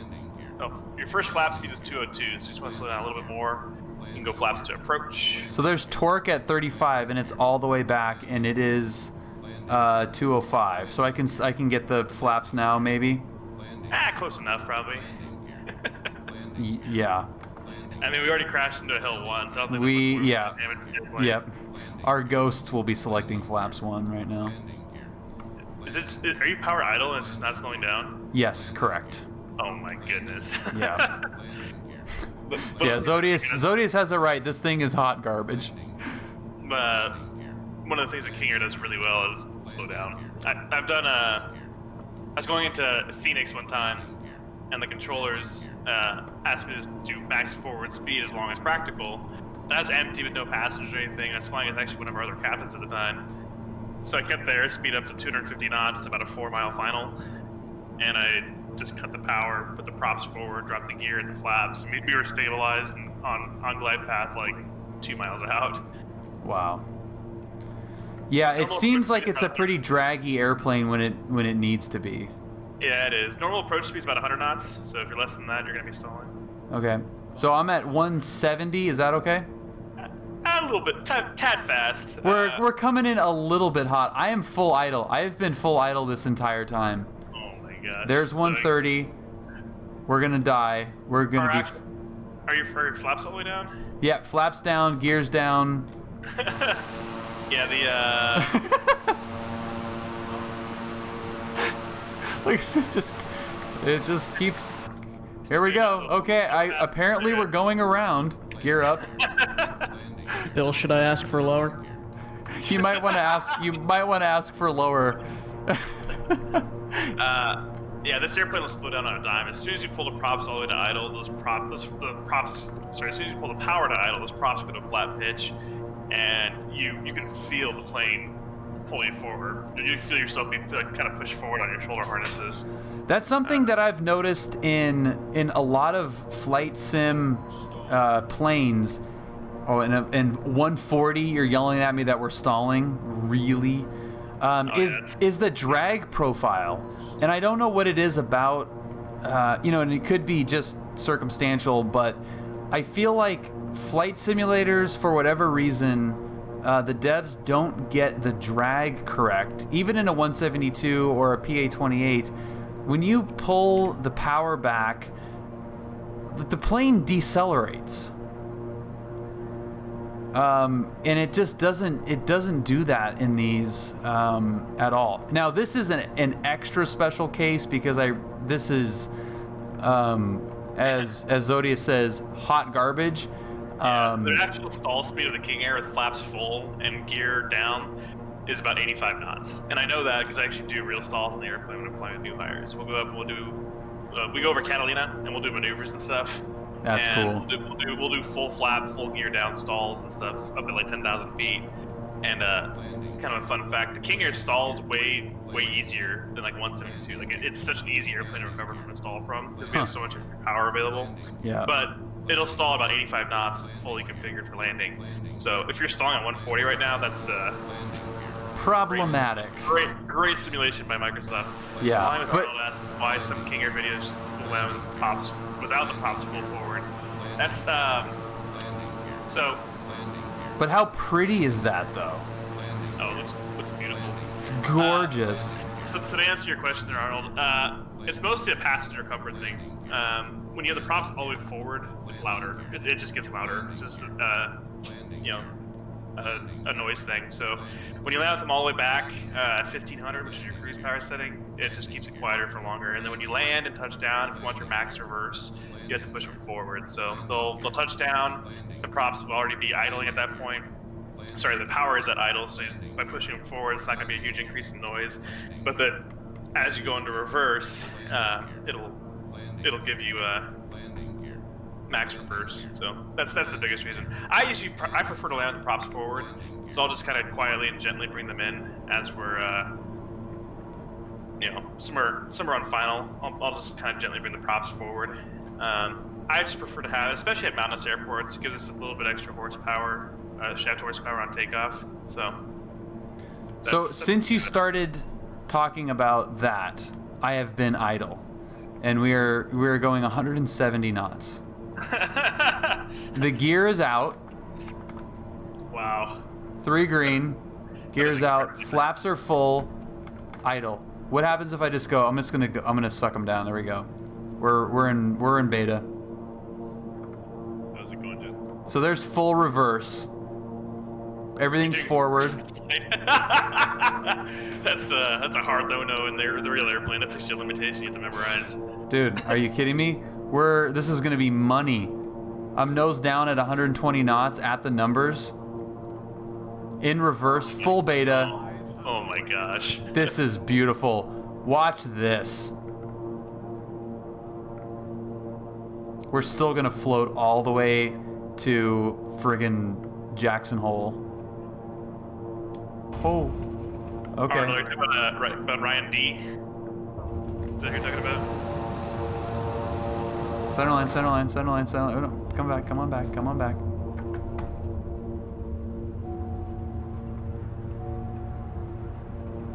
Yeah, I know Ryan pretty well. He hasn't flown with us in a while. I'm sure you know his story, but he's a good guy. He used to fly one of our King Airs pretty much exclusively. Actually, the airplane that has the Black Hawk engine conversion on it, that's the plane he used to fly all the time. That's probably the plane you flew in him with. Oh my gosh, this is so bad. We're gonna use the runoff. It's the runaway truck lane. And we're welcome to Colorado, everybody. Actually, the real Telluride Airport has EMAS. Fun fact. So they have that soft concrete, whatever it is, on both sides. So you can kind of. Oh, do they? Huh. So, dude, oh my God. Like one of my favorite planes of all time, and this is what they did to it. Hopefully, somebody comes out with a good, independent version. I know Milviz Sim has a King Air 350 sim on Microsoft or on P3D, but I tried it. I wasn't a huge fan. Airfoil Labs has one for X-Plane that is supposed to be really good, and I would have got that if this sim wasn't announced. Oh yeah. I kind of put a freeze, a spending freeze on X-Plane when this thing came out. I was like, that looks pretty badass. I may not want to spend any more money on X-Plane. But from that, like from all accounts, it's a fantastic simulation. It's such a great, iconic plane. You saw the I mean, you've probably seen it many times, but the Starship, I had not been up in close in person with that thing, and I'd seen that it had been at John Wayne a number of times, and I love that plane. I love machines that somebody is kind of given like a clean sheet and is told to, hey, come up with something that beats whatever. And generally they fail, but there's a bunch of innovations and cool stuff that comes out of it, but it's generally not as good as what it's trying to replace. Like the Porsche 928 is a good example. It was supposed to replace the 911, and they did a bunch of really cool, interesting things engineering-wise, but it just didn't do it as well as the 911 did. Same with the Cardinal. And it was supposed to replace the 172. They did a bunch of really cool, interesting things, and it just didn't work. The Starship was trying to replace the King Air, and it didn't work. And when you look at the King Air and how long it's been in service, and how pretty much unchanged it's been for how many years, like it's just it's amazing to think about when it was first being developed, but it's like perfect. It's the perfect plane for what it does. It's an okay airplane. It's fun to fly. I love it. Why would you say that it's not perfect for what it does? What would you, if you were? There's a lot of things they could improve on it from a user standpoint. Like, so you might have seen they just announced a King Air 360, which is the way Brad puts it. The way I put it to Brad when I was talking to him. You have overwhelmed and underwhelmed. I was whelmed. You were whelmed, yeah. I was whelmed. It's like whatever. There's so much they can improve on the King Air. Just for example, and they kind of did it with the 360 on this one. The pressurization controller is all manual. If you look down there on the pedestal, we have to sit there and manually select our pressurization before takeoff and at our top of descent. Most modern airplanes these days, you can just, it's all automatic. You just set your airport you're going to, and it knows the elevation you're going to, and it knows your cruise altitude because you put all that stuff in the FMS beforehand. It's actually below you. If you look down even further, there's a dial we have to twist, kind of even further back, at the very back of the pedestal. Oh. Yeah. Anyway, we've got the actual throttle quadrant itself. I mean, we have modern airplanes these days that have fully FADEC engines where you only have 2 power levers. That's something that's there's PT6s out there that have full FADEC engines. That's something they could have modified and done to the King Air to make it a little more modern. Bird Girl's here. Captain Bird Girl, hello. I saw I saw you in there earlier, and I was in the middle of something. I apologize. Captain Bird Girl, welcome. Hello. Fight me, Bird Girl. GLP, thank you for following. How's it going? It's just all kinds of small stuff. Like I've had too much to drink at this point. I have a whole rant about the King Air. I love the King Air. It's a great airplane. A lot of fun to fly. It's a flying U-Haul. You can put as much stuff in there as you want, and it'll take it. But there's lots of rooms for small quality of life improvements. It's a great airplane, though. I'm gonna miss. Whenever I move on from it, I hope I can still fly it for a time, just for fun. So, I mean, that usually happens when somebody's more familiar with something. You know, you obviously see a different side of King Airs than I do. I've got 2,000 hours in the airplane. I've flown enough of the times where I'm like, why is it this way? That's stupid. Yeah, exactly. So I mean, that's like, that always happens with stuff like that. But like, what as a user of the plane, you know, what would take it from, in your eyes, like a okay airplane to like, this thing is like, I don't want to fly anything else, or, you know, this is awesome. The airplane's a very manual airplane. Everything from our heat systems, so we have to manually turn on all of our anti-ice heating stuff. That's all super manual. Our pressurization controller, like I said, that's all super manual. The engine controls, it's very manual, very hands-on. Where we have to, you know, set torque, set power, you know, adjust it as we're climbing, kind of babysit it the entire time. Even things like, I mean, this from a non-flying point of view, there's things like how we get fueled. We have 4 fuel ports we have to go through one by one. You know, they can improve things like that, where, you know, they could somehow come up with like a single port fuel system. It's just operationally, there's a whole lot of things that make it kind of outdated from that point of view. But like I said, performance-wise, and for its mission and what it does, as a customer, like if you're sitting in the back, you don't care about any of that stuff. You care about it being cheap to operate, and it, you know, can take the whole family and your whole house with you wherever you're going. So it does that mission very well. But, you know, I've got lots of time in the airplane, so I have lots of little things I wish they would improve on. Yeah, and that, I mean, all of that stuff makes a ton of sense, and I completely get it. And that's kind of, I think, the struggle that manufacturers go through, because it's so expensive to develop these things. You know, when you're trying to make an update in the plane, and from somebody that doesn't know, oh, by the way, the Garmin, like, it's not a Garmin system, right? No, it's oh, does that say Garmin? It said Garmin on load up. Pull up. Is this supposed to be a Garmin? Like a Garmin like a G1000? I don't know. What? I don't know. Dave, thank you so much, man. Thank you for all the gifted subs. You as well. Have a great holiday weekend, man. It's definitely supposed to be a Proline Fusion, because that controller down there, like the keypad and all that, that is all 100% Fusion. Yeah. Oh my gosh, it says Garmin. It's Rockwell Collins is the manufacturer of the avionics. So. Yeah. Oh my goodness. That's really funny. We're talking about the Airfoil Labs King Air. Is that what you're talking about for the X-Plane? Yeah, the Airfoil Labs one. Yep. Yeah. Yeah. That's I looked it up right now. It's that one's EFIS 85, and that's a man's airplane.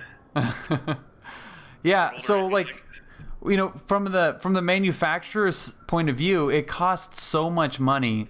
I've had this conversation with people from like a marketing and tech perspective, where, you know, you as a user or a customer, you can sit back and think, why in the hell would they not fix this, or why would it be like this? And usually it stems from, it costs so much money to fix that perceivably small problem that there's no return on investment on fixing that problem. Absolutely. It makes total sense. So from your perspective, like, yeah, it'd be great to have a single port refueling system, but the amount of money that would cost, they're not going to sell more King Airs because of that. No, probably not. There are things. So I always say, like, if I had a dream, like if I was given like a blank check to build a new King Air from the ground up, there's a lot of things you could do with modern technology to make it probably perform significantly better than it does now in terms of total cruise speed and weight capacity and all that stuff. You could probably vastly improve it on what it is now, but the cost to do that would probably be in the hundreds of millions of dollars or more to build and certify a plane like that, because it would be a whole different airplane at that point. Right. And like, again, how are you going to sell more of them as a result of those hundreds of millions of dollars? Yeah, exactly. So, but on the flip side, I mean, just from my own experience flying from I was trying to talk about it earlier before we crashed on takeoff that first time. Thank you for reminding me. There's two different engine variants you can actually have on a King Air 350. There's an STC to put a bigger engine on there. It's the Blackhawk conversion. It's a Dash 67 engine, it's a bigger engine, but they keep it at the same horsepower. And what that allows you to do is have a higher. The engine stays basically cooler because it's so much bigger. It has more heat capacity. So we're not ITT'd out. We're not going to hit our temperature limits until a lot higher up. When it comes to calculating horsepower on a propeller-driven engine, horsepower is a function of the prop RPM, the torque being applied to the prop, like the density of the air, and a couple other like constants and factors that we can't really control. But we care about torque and prop RPM. So if you can keep your torque up at 100% and your prop RPM also at the ideal limit, which is actually 1700, which is our takeoff setting, but we pull the power back a little bit after takeoff, so we actually lose some horsepower right away when we take off. But if you can keep your torque and your RPM going at their limits, you will keep your max horsepower all the way up as you're climbing. Well, except for the density of the air lower. Anyway, long story short, you keep more power if you're torqued out. If you're ITT temperatured out, we're actually losing power a lot quicker. So with the bigger engine, the Dash 67 engine, we can keep, because we have a higher thermal limit, we're able to keep our torque at 100% higher up. I can keep about 100% torque in our Blackhawk engine airplane all the way up to like the 20s, which in the normal airplane, you can usually keep it about 12 or 15,000 feet. So because of that, we get a lot more performance in our climb and our cruise, and we get an additional about 10% true airspeed. So we're doing about 330 knots in that airplane versus 300 knots in a normal King Air. So that's a significant performance upgrade just from a slightly bigger engine. Yeah. And that's one of the things where it's like, when they announced the King Air 360, I was hoping that they were going to announce that they were going to make that a standard thing on the King Airs going forward would be the bigger engine for the better performance. Because if you think about it, like the Pilatus, the folks over at Pilatus just announced the NGX, or whatever it is. I think it's the NGX, and that's a single engine doing 290 knots, which is basically King Air territory at that point. I love that plane. I love that plane. So that they have almost the same cruise performance as a King Air 350 for basically half the operating cost. So it's like, in my mind, if I was Textron, I would have said, hey, they caught up to us at this point, and they're half our operating costs. We should probably do something to get us a little higher. So when they announced, hey, we have a big announcement for King Airs coming out, I was like, shit, that's hype.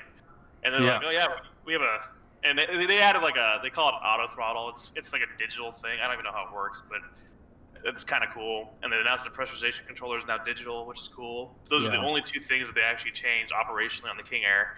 They didn't put a bigger engine. They didn't, that's it was very whelming. Very whelming. Very whelming. I was like, whatever. It would have been a great opportunity for them to certify the King Air with bigger engines from the start, which would, again, 10% performance is a huge deal. And it's basically the same fuel burn. You go a little bit higher because you have the better performance, and you can go faster. So it's like, why would you not want that in your airplane? That would sell a few more King Airs probably. Yeah. Well, it's this. I am now officially hate this model because it's missing the tail butt light. Oh, the floodlight? Yeah. Well, the floodlight's actually. So the tail floodlights are above you. If you look up at the well, no, the actual isn't the nav. This is a light, isn't it? In the King Airs, at least the 200, as I thought. The nav light, the tail light's actually on the Stinger above you. So it's not right there. If you look up, waiting for the stream to catch up here. Yeah. There it is. Yeah, so right up there, that's where the nav light is.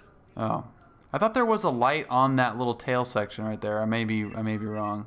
It is on the 200. Q confirmed. It is on the 200. I've stared at the back end of that 200 for a lot longer. it might also it might be on the T-tail or the conventional tail King Airs, like the 90s and all those. Yeah, I mean it's like literally the nav light butthole. Yep. But I agree, A Jonesy, that the unfeathered props were kind of bothering me too. It looked. So I mean this thing, I mean obviously you weren't the one flying it, but this is pretty broken. Oh, absolutely. Just looking at it, you can tell there's a lot of stuff that doesn't work. Yeah. Which is, like we talked about at the beginning, it's one of my favorite planes, and it's unfortunate that it has to be this broken. I would have preferred to not have it, Garmin. Like I would have preferred to not have it at all than have the it. flight physics seem pretty janky. Yeah, it's just overall really janky. I mean, it feels like it's a free to play. You know, here's a King Air. Yeah. And that kind of bothers me. I don't know. I mean, we have the guts, and if the result of this is somebody comes in and takes this model and just adds functionality, proper functionality to all the systems. The flight model is so bad, though. Yeah, well, and they can change the flight model as well. John Buck, thank you for following.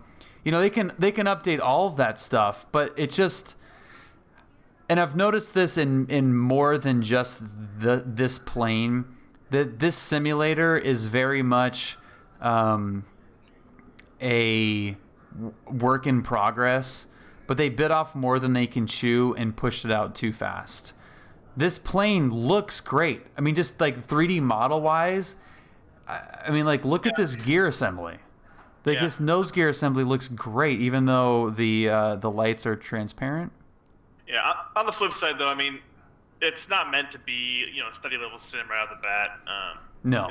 It's just meant someone gives you the feeling that you're flying a different airplane. But it's most people who buy Microsoft Flight Sim probably are just doing it for they don't fly the airplane in real life. They aren't gonna know. Yeah. No, and it's very unfair to think that as well. And I've in my moderate experience level, comparatively in the planes that I fly, I mean, I've contacted and have conversations with developers, with sim coders with their rep pack for the 172. There's a couple of things in there that it really doesn't do correctly in my mind that I've experienced. And I've had emails back and forth with them, and we've talked my data shows this. Well, when I come into land, I feel this, and it's not matching up. And you can kind of go back and forth. But you're right. Ultimately, it's still a simulator, and who cares? And no one, the majority of people flying these planes in the simulator are not real-world pilots. Yeah. There have been community surveys, and it is the numbers are maybe not shocking, but they're pretty eye-opening when you see that 15% of all people that are taking the survey have actually had any real-world flight experience. It's a tiny percentage. And I'm hypercritical of it because I know the airplane front to back. I know exactly how the engines are going to react when I add power on takeoff. I mentioned earlier, Milviz Sim created a King Air 350 sim for Microsoft, P3D. Yeah. And by all accounts, it's a decent sim. It's not bad. What's up, Nate? Thanks for following. Most of the systems and stuff, most of the switches, they work. They do stuff, when you push them. But me, when I fly that, I'm sitting there and I'm like, I'm being hypercritical. I'm going through a fine-tooth comb trying to find stuff that's not right, obviously, and I can find stuff left and right that's not right. When you're adding power on takeoff in the King Air, initially when you first start bringing the power up, your ITT is going to start to drop initially, and then as you get to higher power setting, the ITT starts to skyrocket again. So stuff like that, I was looking at that on that sim, and I was like, look at that. The ITT didn't even drop. These idiots don't know what they're doing. It's I'm being hypercritical of it, but no one else 99 99% of the people who are going to fly that sim don't know that it's supposed to do that. So for them, it feels great, it looks great. They can throw all the switches and something happens when they do it, and they're like, "Wow, that's great." But it doesn't. Yeah. It doesn't just to me. It's like it's not. It doesn't do it identical to the real airplane. Therefore, I'm like, it's garbage. But that's not a very fair evaluation because I'm not the end user. They're not targeting it to people who fly King Airs. They're targeting to people who want to pretend like they fly King Airs. Exactly. And I've said this. I've used this analogy many times. Daisy Duke, thank you very much for the subscription. I appreciate that. Happy Friday evening, and appreciate the support. I don't know if you've ever played Rock Band or Guitar Hero, but if you're a real guitar player and you try to play Guitar Hero, it's nearly impossible, especially if you know the song, because your brain is thinking, let's play this song, let's play Strutter by Kiss. I know how to play this song. Let's rock it out. But what you're really doing is clicking buttons that correspond with colors that are cascading on a screen. It's it's not the same thing. It never will be the same thing. It shouldn't be the same thing, and it can't be the same thing. Otherwise, pick up the freaking guitar and go play, Jill Walsh, Funk 49. That's a great analogy. Yeah. So with these flight simulators, you have this subset of people that are either real-world pilots that are also into computers and flight simulators, or you have hyper, I don't even know what to call them, like hyper enthusiast flight simulators where they're watching real world videos and using real checklists, or scouring eBay for actual checklists from flight safety or whatever, and writing angry emails to developers. Well, actually, but they've never been in the plane. It's just like a pedantic to the max people. So like both of those subsets are a tiny fraction of the people. Like you said, they just want to feel like they're maybe flying a King Air. Yeah, exactly. But it makes it tough as well for us, because, and I shouldn't even loop myself into that, because that I don't even know why I said that. It's unfair to real world pilots in a particular type of airplane, because they're the ones that can actually lend the credibility to the simulator, which helps sell the thing to people that want to feel like they're actually, hey, if I studied really hard on this simulator, I could jump in a King Air in real life and actually take off. And I think that might be an unrealistic thing to imagine that you can do. Some planes are probably pretty close to being able to do that. I mean, I did it, in the sim. Head in the clouds. Thank you for the gifted sub to Striders. That is awesome. Like the Pipers and Cessna 172s, 82s. I mean, there's a handful of single engine piston planes that you can absolutely learn how to fly in the sim. At least turn on, take off, and then proceed to crash into something. But it's the things that are fundamentally inaccurate, like I was talking about with sim coders. If I pull the power in a 172 on the downwind for 20 left, I beam the numbers, that's a perfect, I have to like feed in flaps perfectly in order to land, on the discoloration line there on 20 left with no power. And in the sim, if you pull the power, I'm doing 75 over the numbers, and I don't touch down until Juliet.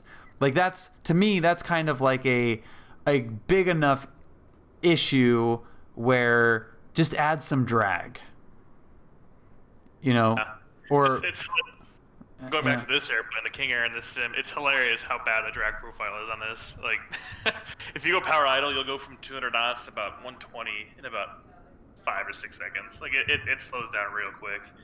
Yeah, and that, like, it seems to be a fundamental flaw or gap in a simulator to be able to simulate drag under those conditions, because it's like a chronic problem with every plane in any simulator that I've tried, is there's no drag. And obviously you're taking away the sensation of deceleration as part of the equation, but if you're looking at the actual numbers, what's up, John? Welcome aboard. Thank you for following. If you're looking at the actual numbers, they also don't go down at the same rate. And you just, like, if you go power idle in any airplane, it's going to slow you down. And it just doesn't do it. It's like every sim airplane you're floating halfway down the runway. I would rather it be the other way around. I would rather have the ability to manage the speed by putting in power on final rather than having to take it out. That to me seems like there's something missing in what they're coding into how these planes react. It's pretty incredible. The King Air is very consistent. I always teach it the same way to everybody I fly with, all the new hires.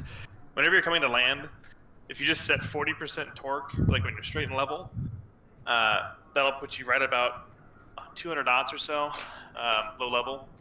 At about 5,000 feet and below, that works, which is perfect for your first setting of flaps. And anytime you have to descend, you just cut that power setting in half, so you have about 20% torque. And if you just keep those two power settings in mind, 20% and 40%, you can keep those, depending on if you're level or descending, you can keep that all the way to the runway. And as you add in, approach flaps, then gear, and then full flaps, it'll keep you pretty much right at your target airspeed all the way to the runway. Just because the drag introduced by each of those new items is just the perfect amount to get you to the next speed.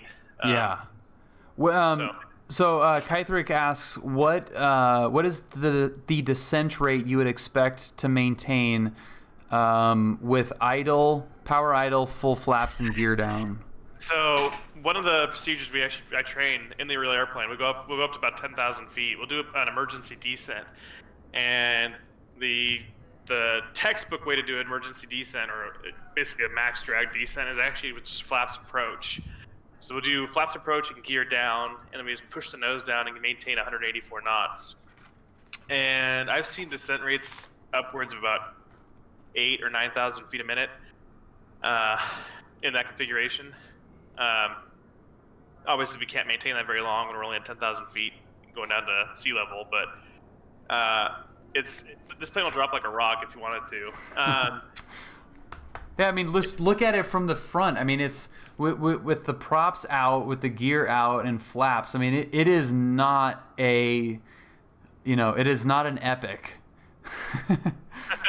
No, it's a draggy airplane, man. Those we call the props dinner plates, because when you have them fully in their flat pitch, for the most drag, it's basically like a giant dinner plate being pushed through the air. It'll slow you down real quick. Yeah, and I mean, the only real experience that I have with anything remotely similar to that is the Bonanza. And when you've got the prop, we don't really put the prop in for descent, but you set the prop to wherever it's at. You pull the manifold pressure back to I think like 16, 12. It like kind of tears down like 18, 16, 12. But it's like you're trimming, adding flaps, put the gear down, just like you were saying in the King Air, and with the manifold pressure left the same, all of that drag and angle of attack adjustment with the pitch slows the plane down, almost like you're pulling the power back. Like the trimming, I don't know if it's the same way in the King Air, but as you're trimming it on final and like just holding in that trim, the angle of attack starts to pull the power back, and it actually changes the pitch, like audible pitch of the engines to go down, like you're in a constant speed prop pulling the power back. And I like the first time Brad's like, okay, trim. I mean, it's any flap or gear setting changes in the King Air. You beat me, Q. It is a pretty significant trim adjustment. And if you do it with the autopilot on, it's pretty hilarious to see how badly it does a job of maintaining your glide path when you introduce new forms of drag, it inevitably will always just very aggressively pitch the nose down, way more than it needs to. But yeah, it's a very, very draggy airplane when it wants to be. I wish simulators would just default to planes being draggy. It's kind of a bummer, because that's one of my favorite things about flying is cleared short approach. All right, we're going direct to the numbers. Pull the power, put some flaps in, pitch the nose up, like trim nose up a little bit, and then just let it drop like a rock. That is, to me, that's fun. And with that being missing from all these sims, except for a few planes, there are a few planes where you can just kind of like just shove it down in there. But yeah, this poor plane. I'm just looking at it here. And it's gorgeous. Like, look at that spinner. The reflections off the spinner. I mean, they spent a lot of time making this plane look really good. And it looks. I mean, it's very well done. The model, even every panel is correct too. Like the seams where the different sheet metal on the fuselage, that's all very accurate. Yeah. It's all the. They even have like the engine cam locks. If you zoom in on that little tiny circle right there, yeah, it has the lock position pointing in the right direction. Like that's very good attention to detail on their part. And I am all for. I get like we've been talking about, like you're not going to replicate every single system, and going through that checklist, like, oh hey, this is in-op. Some of it is just like, all right, that's part of the real plane, but you really don't need that to have fun flying this in the simulator. I don't think you need to have every single thing functional. But when the actual feel of the plane is not fun, where you're having to, I don't know how you land this thing, honestly. This airplane, you do not. It's almost like it's a very slippery jet, is how it seems like. Obviously you were flying it, not me, but if you had the power at idle, like all the way, like 10 miles out, and you still getting slowed by the time you touch down, like that's one hell of a slippery jet you're flying there. Right. Yeah, I know. It's crazy, man. Well, Steve, thank you for taking the time to go over this plane. I could talk about this thing for just hours and hours and hours. I'd walk away with my type rating if I could. It's such a cool plane, and it's amazing hearing you talk about it. The way you do. You have a healthy respect for it, but also can be critical of it. I love the King Air. It's such a fun airplane to fly. I hope I can fly it. I hope I have access to and can continue to fly King Airs. Forever if I could. It's such a good airplane. Like it feels so good handling wise to hand fly the airplane and to just have such a good control and be so in sync with an airplane. And it really is just it's a joy to fly. So hopefully I can keep flying the rest of my career, even if I'm flying something bigger and better down the road. Yeah, they're awesome. I am in love with them. Every time I see them, every time I hear them. I look up and they're pretty distinct sound, especially at John Wayne, because if anything's a turboprop coming in, it's usually a King Air, and it's usually one of you guys coming in. And I always look up and block your car. I always hear it, and when Julie and I are on a walk, I'm like, oh, it's King Air. Sweet, and it sounds cool, looks cool. It's just a romantic plane to me, and it's like I said when we were bush flying, the romance of it. If you don't capture that somehow, if it's just a sterile point A to point B kind of situation, to me it's not aviation enough. It's flying a King Air with the wood cabinets in the back and the two dinner plates spinning around, and that beta sound as you're landing, or flying a Cub and seeing a little grass field and let's see if we can put it down in there.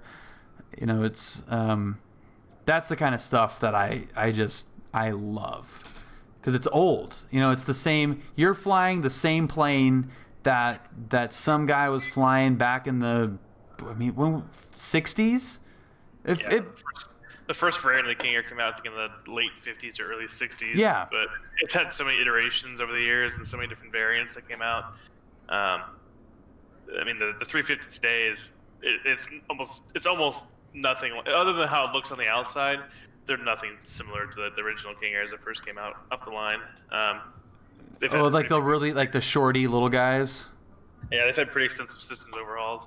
I posted another video over in your Discord there of a flight going into Aspen a couple days ago, or about a week ago. That's another fun airport we go into pretty regularly. Sweet. But it's yeah, the airplane can do a lot of stuff. We go into mountainous airports. Probably about half of all of our flights are into some kind of mountainous airport, and the airplane, performance-wise, handles it pretty well. For how much payload and all that we can take. So it's just a beast of an airplane at the end of the day. And I've always said, like Brad, because I love King Airs, and Brad and Q now fly the little Citations, and it boggles my mind people that spend the money to fly in a light jet, in a Citation, when a King Air would be just as fast point to point, and with the sidewalls of the fuselage being a little bit more vertical, you've got more shoulder room, more room in general. It's, to me, I think it's underrated because of that. It should be more of the, we're going to San Jose, we're going to Vegas, we're going to Phoenix. Like, people, you should fly a King Air, not a light jet. Yeah, anything that's between 300 to 600 miles is the perfect mission for a King Air, in my opinion. It's just economically, it's we only burn in cruise. We'll burn probably about 600 to 700 pounds an hour of fuel, and even the smallest light jets, I think, burn almost double that. So it's, it's not. I mean, it's slower, way slower. We only cruise at about 300 knots, true, versus 450, something like that. But on a flight of 300 miles, when you take into consideration the routing and all that kind of stuff, and climb and descent, you're only really going to be maybe a 300-mile flight. You might do it in 54 minutes in a jet. You might do it in an hour in a King Air. So it's no one's going to notice that. But you don't have the I flew in a jet and I flew in a private jet. The only big down King Airs is they're loud as fuck. It's super loud on the inside. So it's not a quiet airplane by any means. Marquis, thank you very much for the raid and for the follow. Welcome aboard. What Steve was talking about, if you join the Discord, he posted a couple of really cool videos in there. Thank you to everyone that has joined the Discord: Desktop Pilot, Reverb, Viper, E-Word, Flying Monkey, Banny, Baluda. Thank you guys for joining the Discord. That's cool. It's been such a fun community to have. I could not even imagine having to go through even just Private Pilot without having a Discord community. It seems so crazy to not have that as a resource. Damn it, Tim, get out of here. My buddy Tim over there saying the King Air's a budget or a discount Dornier 328. High wing. That plane is pretty cool. The Dornier is pretty cool, but I don't know. I think I would still. I mean, the Dornier is a completely different plane. Oh my gosh, that's really funny. Yeah, I mean, just having. I don't know, and I haven't flown in one yet. I've flown in 2 Citations. I have not flown in a King Air, so it might be hey, it is really loud, and for if you're paying the money, Twin Otter versus King Air. Okay, enjoy your 200 knots and 300-mile range. Yeah, the twatters are cool though, but yeah, there's no comparison on those two. But yeah, it might be the case where it's just it's not as comfortable, and if you have the money to buy a King Air trip, you probably also have the money to buy a citation trip, and you get to say that it's a jet and it's a little bit quieter. Yep. You know, that's probably the situation. Even in the back, Q, is it really that loud even in the back? Q saying you have to wear the A20s in the King Air. You more or less have to. There was one time coming in from like Vegas or something. I forget where it was exactly, but my the plane I was in got a stuck mic. Oh God. My co-pilot, his microphone became stuck, and it's funny because I was actually I was on the radios that leg. So for some reason, out of nowhere, we were in a G1000 airplane, and I was kind of just looking out the window, like looking out the side window, kind of just enjoying the high desert, beautiful views up there over Victorville. Yeah. And I heard this, there's a very distinct sound when you key up the microphone, just like a little bit of a clicking sound. And I heard that, and it sounded like it came from our airplane. So I looked over, and on the G1000 you can see if you're transmitting. So I saw TX on our audio panel, and I was like, we're transmitting. And I looked over my SSC, and he wasn't pushing the button down, and I wasn't pushing the button down. So I tested my mic. I kind of tapped on it a little bit, to see if it was me transmitting. It wasn't. So I look over my SSC, and I was like, I wave at him with my hands, kind of like, hey. And he looks over and he goes, what? And I point to his microphone, and I give him like the don't talk gesture. And he goes, what? And I was like, I took my headset off, and I yelled, you have a stuck mic. And he goes, what? Oh fuck! On the radio. Long story short, though, we ended up flying the rest of that flight with our headsets off, and we had to literally yell at each other to hear each other over the sound of the engines. Oh, no. Yeah. Cleared Approach, thank you very much for following. Welcome. That is funny. You have a stuck mic. Don't say anything. Yeah, fuck. I ended up switching his radio off to some random frequency, and I was on COM 2, and I contacted SoCal when we checked back in with them. I got my cyber account. I was like, hey, SoCal, West Coast, whatever, King or whatever. We were, I was like, I think we had a stuck mic there, but we're back with you. And he goes, yeah, you definitely had a stuck mic. I was like, oh. Yeah, we know you had a stuck mic. We heard it. Oh my God, that's so funny. Every flight, man, it's like every time you go up in an airplane, there's something like that where you'll never forget. I mean, can you think of all those thousands of hours that you have? That's an extreme example, but there's probably a little bit of each one of those flights that is distinct out of all of those hours. Well, not every flight. A lot of them are very boring and monotonous. Well, boring, but it seems like, and again, you and I are on opposite scales of the opposite sides of the like licensed pilot spectrum, but it seems like even flying out of the same airport, every landing at John Wayne, every communication, there's always something different that comes from each flight.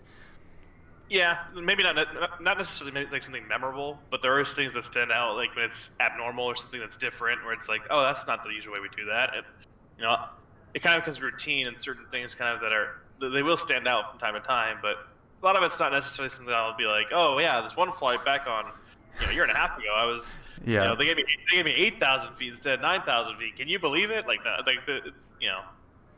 some of this stuff's really mundane. It does stick out to me because I play the same routes a lot of times, but right. Yeah, and there's some repetitiveness to it, but it is, something like, oh, that frequency's different, or they, passed me off a little bit later, or I've never taken off from this side, or this is a weird circling, whatever. It's like landing in Telluride. That first video I posted, some companies, their manuals don't actually let them land to the west. My company's manuals allow it if it's VFR, which obviously in that video it's beautiful, clear day, but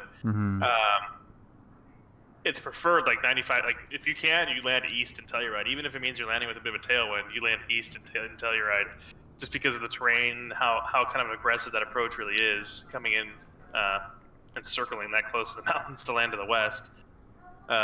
So like flights like that are super memorable. I've only landed to the west in Telluride 4 times, and I know that because again, it's memorable enough where you can kind of just remember it. Yeah, that's kind of that's cool. I think that's awesome. I mean, you can say you have 2,000 hours in King Airs, and at a particular runway you've landed a certain way 4 times. And you know the exact number. Like that's friggin' awesome. It's super cool. Yeah, this is a crazy airport, man. Mm-hmm. This is crazy. So when you mean like you come in on a left downwind essentially. Yeah, and I swing it out pretty wide. If you look to your right a little bit more, there's like the huge mountain range off the right, that the Coors Light Mountains. Yeah. I probably come in pretty. I don't come like right over them, but I'm closer to those mountains than I am the airport when I'm coming in on that left downwind, just so I give myself a lot of time on that base leg. Got it. It's more of a safety thing. You know, when I'm that far out, I have a lot more room to make a 180 if I need to get out of there if I have an emergency or a situation where I don't feel like it's safe to land at the airport. I can actually, safely make that turn all the way back around and leave the valley the way I came in. If I was on a normal downwind for this runway, I wouldn't have a lot of room on the left, and I wouldn't have a lot of room on the right to maneuver if I really had to. So, is it true that your company actually pays pilots to go around? No. That is false. That is false. That is an urban legend. I kind of like the idea of that too, though. 4LE flying in Telluride, that would be. I'm gonna have to start saving up now. But yeah, that would be a pretty interesting location for it. Probably the sketchiest airport we fly into, or that I've ever flown to in the King Air, is Alpine, Wyoming, which is actually it's not a common airport. Not a lot of people go there. You can probably go there on the sim, actually. I can show you it, but we have the entire freaking globe at our disposal, Steve. You can pick absolutely, literally anywhere on planet Earth, and we can go there. It is Alpine's airport identifier. That was Telluride SVM. 46 uniform is the airport identifier. So Alpine is an interesting airport that I've flown into several times in the King Air. It's a 5,800 foot runway at 5,500 foot elevation,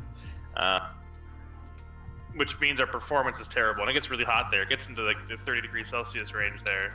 So our performance is absolutely not good there, and we have tall mountains on all four sides of the airport, where we can only take off to the north, and if you lose an engine, you're gonna have a really, really sporty time not running into mountains, taking off out of there.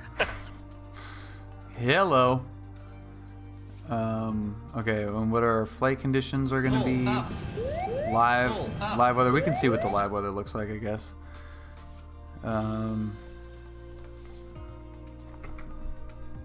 Malik, thank you very much for following. Welcome aboard. We're gonna start runway 1-3 or 3-1. Which one's the more common? Taking off out of there, I would take off on 3-1. 1-3 has a mountain about half a mile off the departure in the runway that you would have to turn very abruptly to avoid.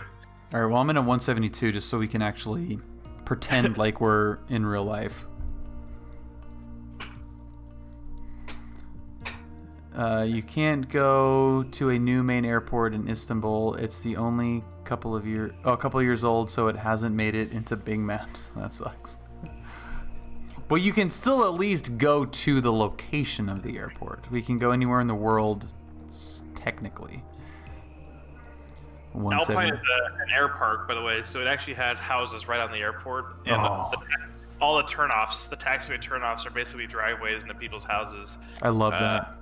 I have a cool video for that one too as well. Actually, I can probably put that up on the Discord. Dude, that is like the all-time dream. Is trying to pull off something like that.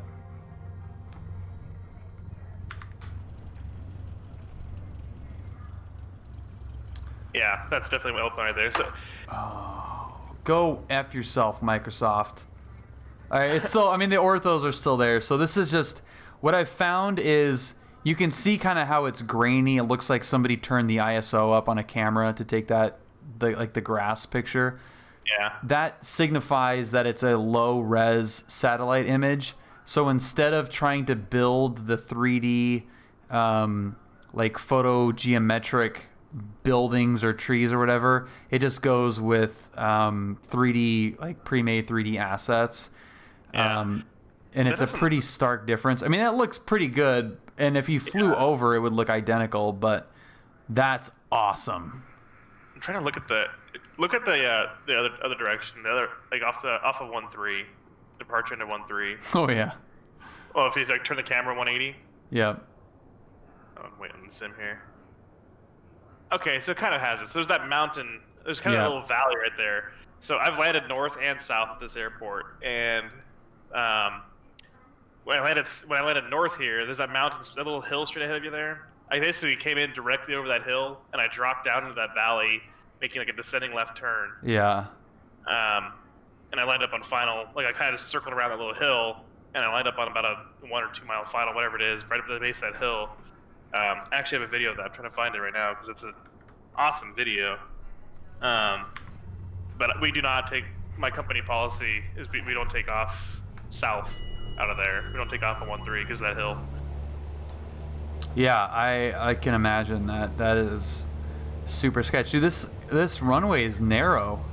It's narrow and it's short. Well, short by our standards for the elevation. Yeah. It's 5,800 feet, 5,500 foot runway.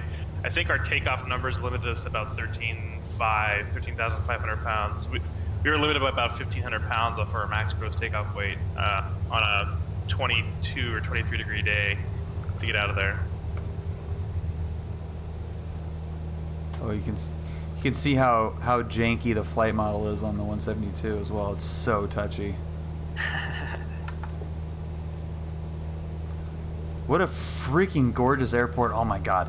To have your plane basically in your garage next to an airport on the edge of a lake in the middle of the Wyoming mountains.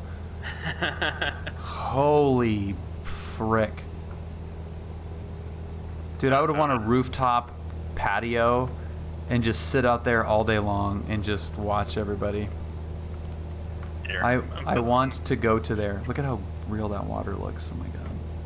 I posted another time lapse over on Discord, and this is landing in Alpine. And this is when the video starts, I'm actually I initially was like on a right downwind to land south, and the wind had shifted at the last second, and we just listened to them again right before we were about to turn final.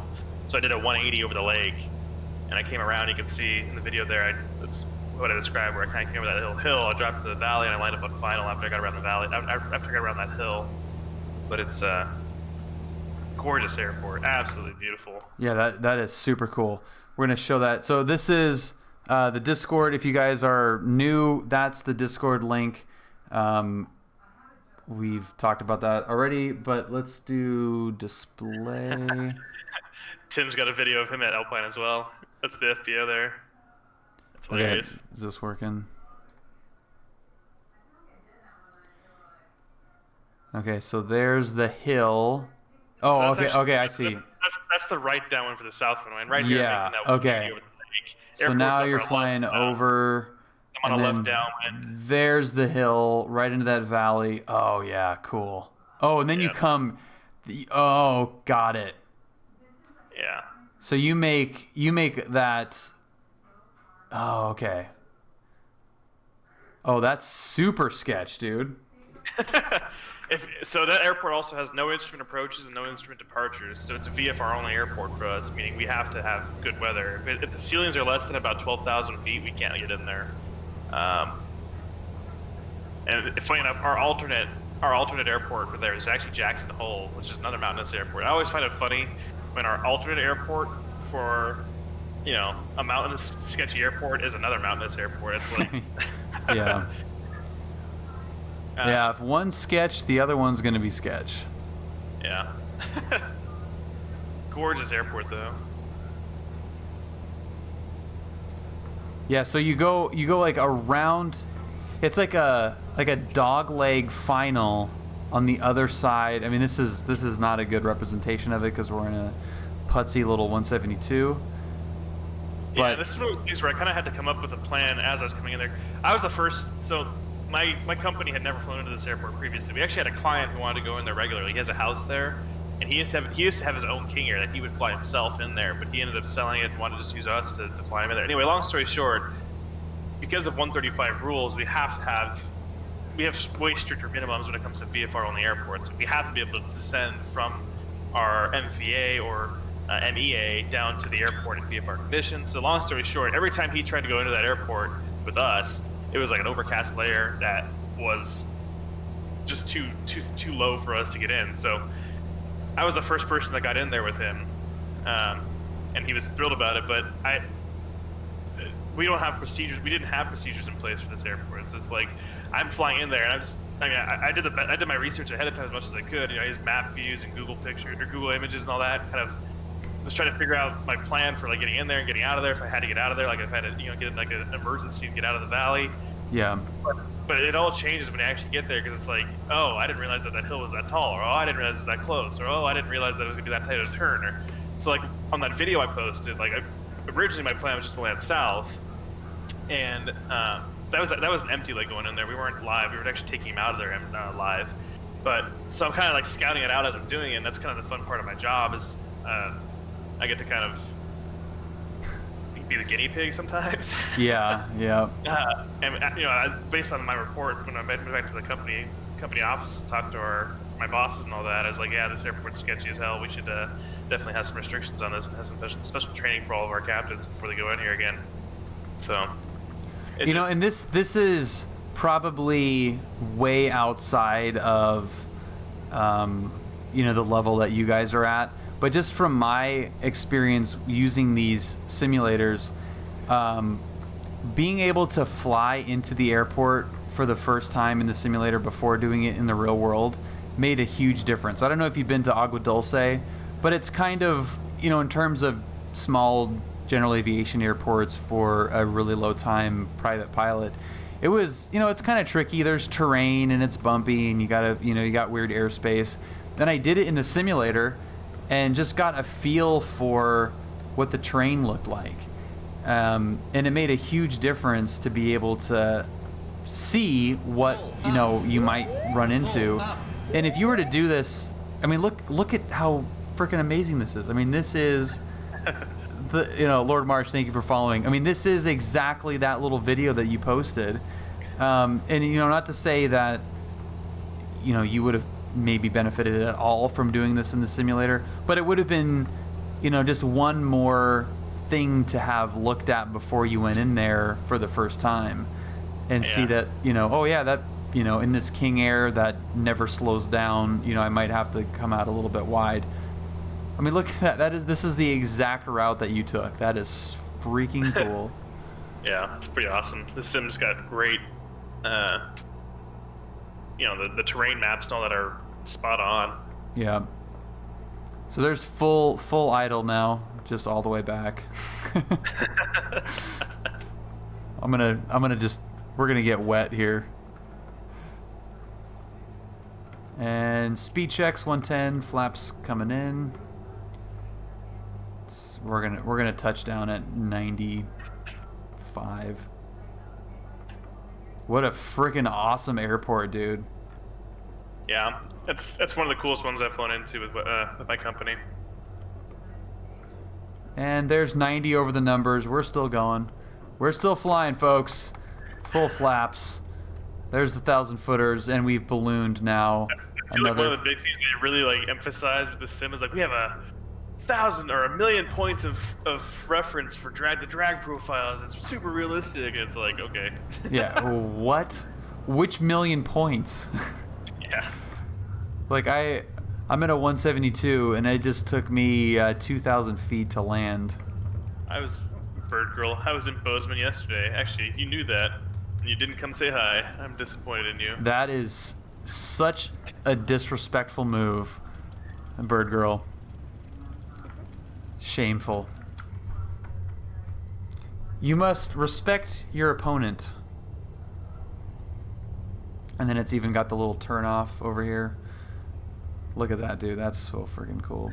Hey, Life of Pilot, funny you should say that. The FBO in Alpine is for sale. Dude, that's awesome. Yeah, I think me, you, Q, November. What would you call him? November Romeo? Is that what you called him? Yeah, it's his NR. That's his yeah. controller initials. We should just get like a big old house next to some airport somewhere. A party house. Yeah, just get a party hangar house, and like I don't know, split a 182 or something.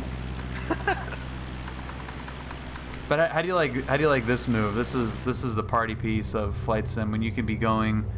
Do we even have ground speed? 36 over the ground, and just insta tail strike. Hyper realism right here. Yeah. Bill, I think what we need to do is just buy Atlantic. Oof. Dude, why am I thinking so small? Q. I didn't know your name was Clay Lacey. Let's just buy Atlantic. We'll have that gigantic hangar. We'll have a couple of Falcons in there. Gotta kick those Kingers out though. Dirty prop spinners. No, dude, I will take the King Air. You guys can have your little fancy jets. And Steve and I. Man's plane. Yeah, Steve and I with our Brawn and our Musk will be flying around our King Airs. I like that plan way more. You little limp-wristed jet pilots. What a cool airport, my god. Yeah, dude, because the problem with departing to the north here, or east, whatever, south, I guess, southeast.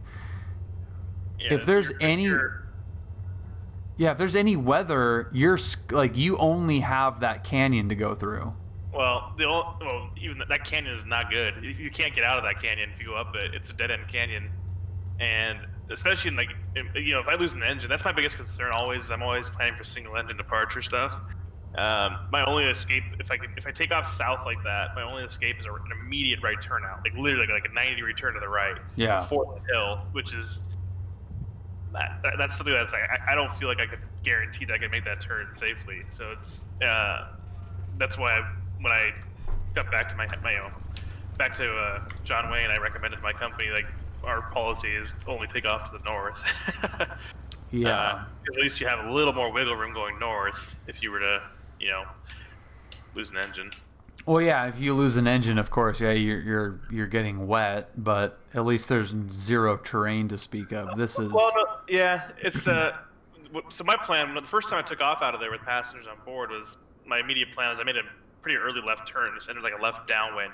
If you look to the southeast, so more like basically straight to your left there, 90 degrees to your left, there is a huge valley to get out of if you just kind of follow the lake to the southwest over there. You can just follow that open area right there and fly out, and you got tons of room to maneuver and climb. So that was always my escape maneuver, taking off out of there if I needed to. But I considered going up the river, up the lake. But if you go up the lake, you got another little hill behind that first hill, and then you have to either climb that one or do like a hairpin S-turn type of thing. Just keep following the lake. That's yeah. That's really funny. Yeah, it's crazy. Ruben, thank you so much for following. Welcome. Happy Friday. Almost Saturday. Holy crap. Dude, this always happens, man. You just get on a roll and you're just like, what the hell time is it? Yeah, I could talk about all the flying I do in the King Air. I could talk about it all night and all the cool stuff I do and cool places I go. Dude, I freaking love it. Ruben, hello from Italy. Buongiorno, come stai? Buona mattina. Pull up. That's awesome. We already have a global show. Meesturb. I am the worst at reading some of these usernames. Here's a cool picture I'll post because we don't fly this airplane anymore. We sold this plane, so I'm okay posting the tail number, I think.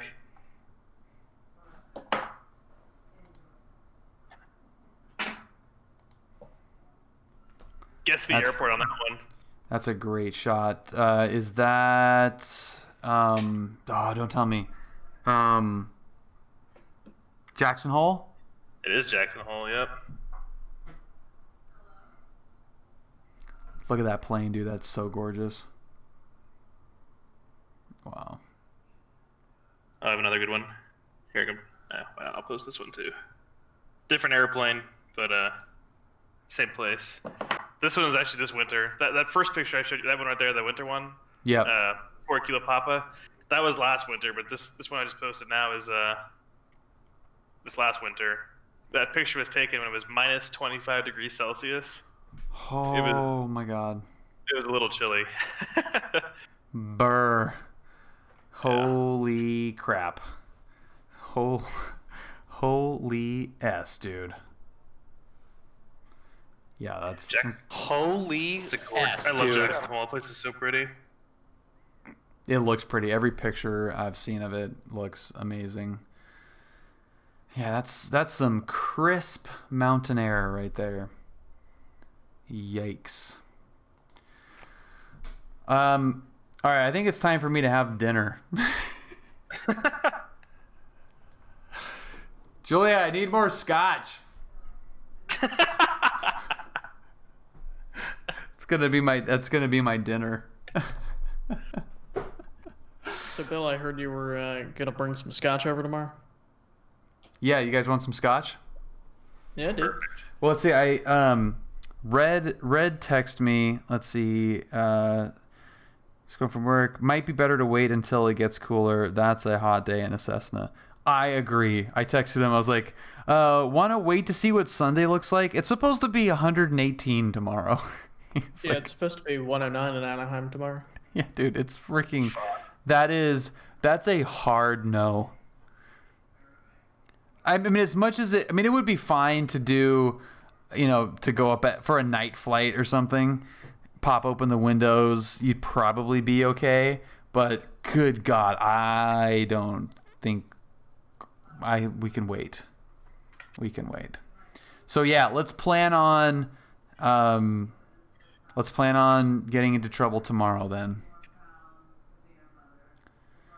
Sounds good to me. Yeah.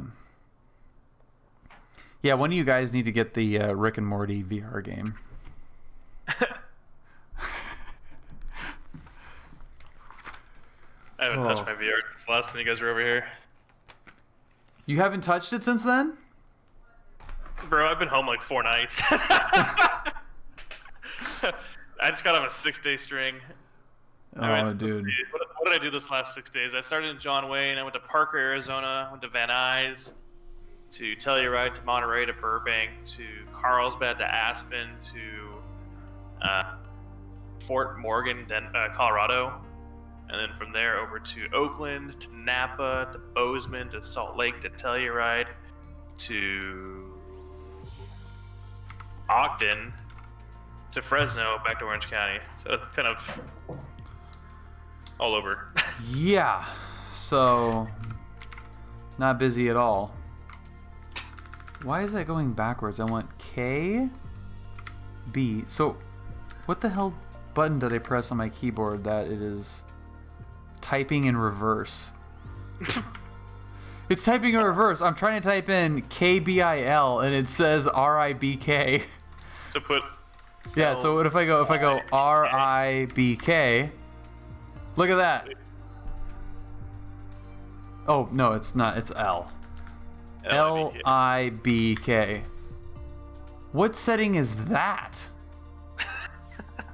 Have you ever heard of that? No. I think the insert key does that, Bill. That's okay. Bert Girl, no, I was in Bozeman yesterday.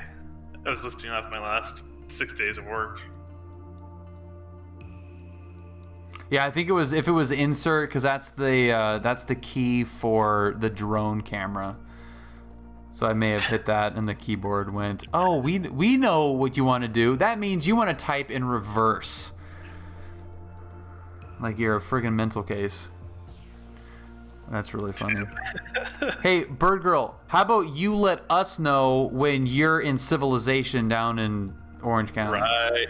How about that? How about that? It's like people that have kids that are freaking miserable and all they want to do is make all of their friends that don't have kids have kids. Okay, just because you're in Montana doesn't mean that the rest of us have to go travel there. You come here, we have beaches in Disneyland and airports that aren't awkwardly on some weird mesa. This is this is actually really pretty. I think when when you flew in here, I looked up this airport, and it is kind of cool. I bet it looks really cool coming in on an approach, because it is just like on a mesa in the middle of this whole city. Yeah, it was kind of neat. That's cool. Another one I've been to recently that's pretty cool is Provo in Utah. You come right over a lake. EU. Airborne Junk, that is awesome. I am getting paid to sit here and watch you while while waiting breakdown. That's a fantastic. It's good work if you can get it. Wow, Tim, I can't believe you used the F word in chat like that. That's just terrible. You realize there's people in here who are affected by that word very heavily. Fun? Furloughed. Oh.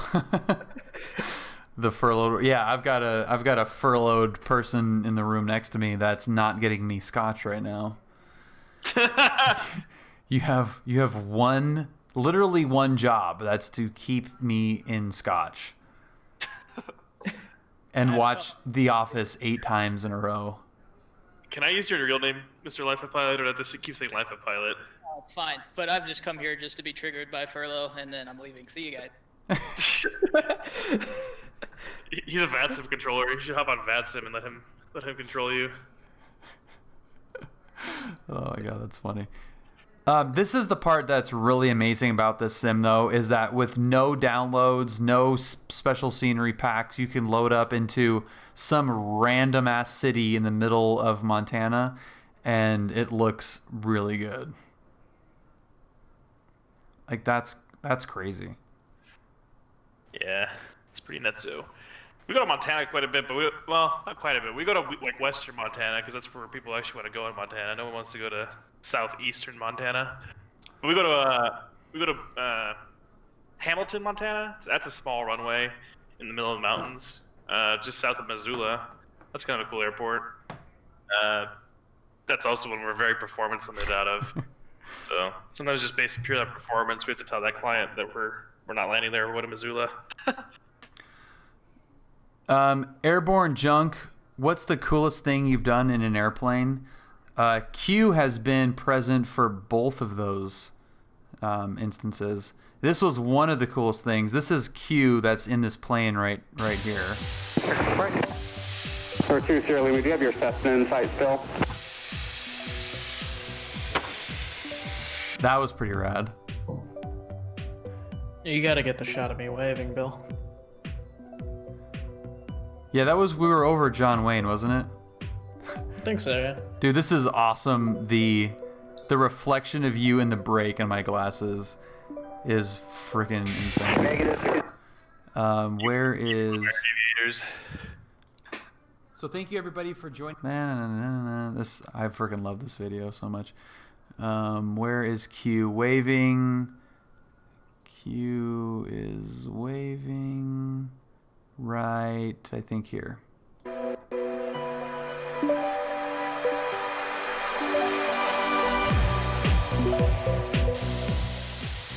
Was that it?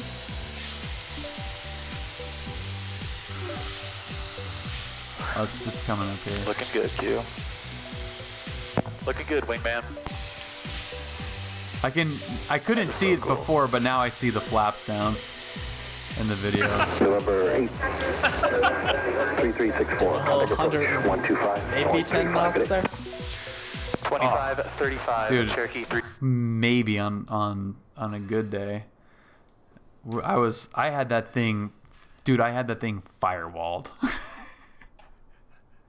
In 105 degree, I was like just looking at the water temps, just going, "Oh God, please just." Hey everybody, I'm Bill. Yes, we know who you are. We're talking to you right now. And then this is the other coolest thing that I've done in an airplane. And Q was there as well. You know what this is going to be, right, Q? We're living a AOPA magazine cover right now.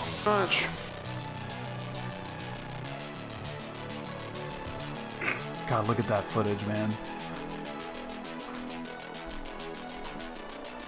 Small child in the back seat. Does he have a booster seat back there, like a car seat? Well, I it's had the to have one to see out the windows. yeah, it's the rear-facing bench seat, just like a 1993 Toyota Taurus wagon.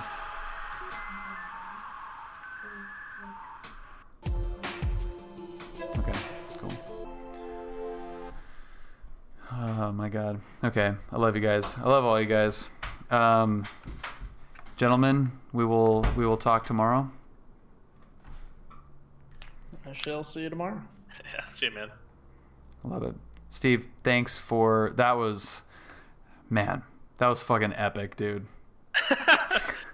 Even though 90% of the stuff doesn't work properly, but Oh yeah, but it's the looking at what doesn't work, and you know, it's incredible at how no matter how deep these simulators get, the real plane is so complicated. Flying is so complicated that you know it'll boggle your mind just getting these sims to work, and the real plane is even crazier.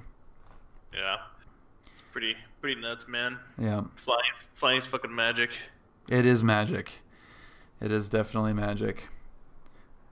Dude, Airborne Junk, that is awesome. If you're not in the Discord, join the Discord. I want to see that picture of an A-10 off your wing in Afghanistan. That is super cool. Awesome. Well, thank you guys so much for joining tonight. This was an absolute marathon. I have the timer going right now, and I don't even want to say it out loud and admit how long I've streamed tonight.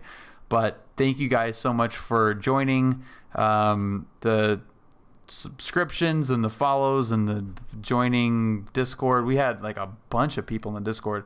O-Dog, a couple of O-Dogs in there. Milky, Meister, Daisy Duke, Airborne Junk. Thank you guys so much for joining the Discord. It's super awesome. It's not digitally. Well, dude, you got to get that transferred from film to digital. You got to do that. If you're new to the stream, what you're about to see is not due to a gas leak in your house. This is actually what's going to happen. That's how I end almost every stream. It's a good palate cleanser. It's like a transition song from all of the weird crap that you've just seen, and it helps you move on to the rest of your life. This was just a stopover for the rest of your evening or morning or whatever. It's a palate cleanser. So thank you guys so much for joining. Thank you, Steve and Q, for hopping on. And we'll talk to you guys sometime soon, probably this weekend, because it's a long one and Julia is going to be off doing some other crap. So I'll probably turn on the AC and sneak in here for maybe not something that's 6.5 hours long, but but long enough. So thanks, guys. Have a great night. See ya. See ya. See ya. See ya.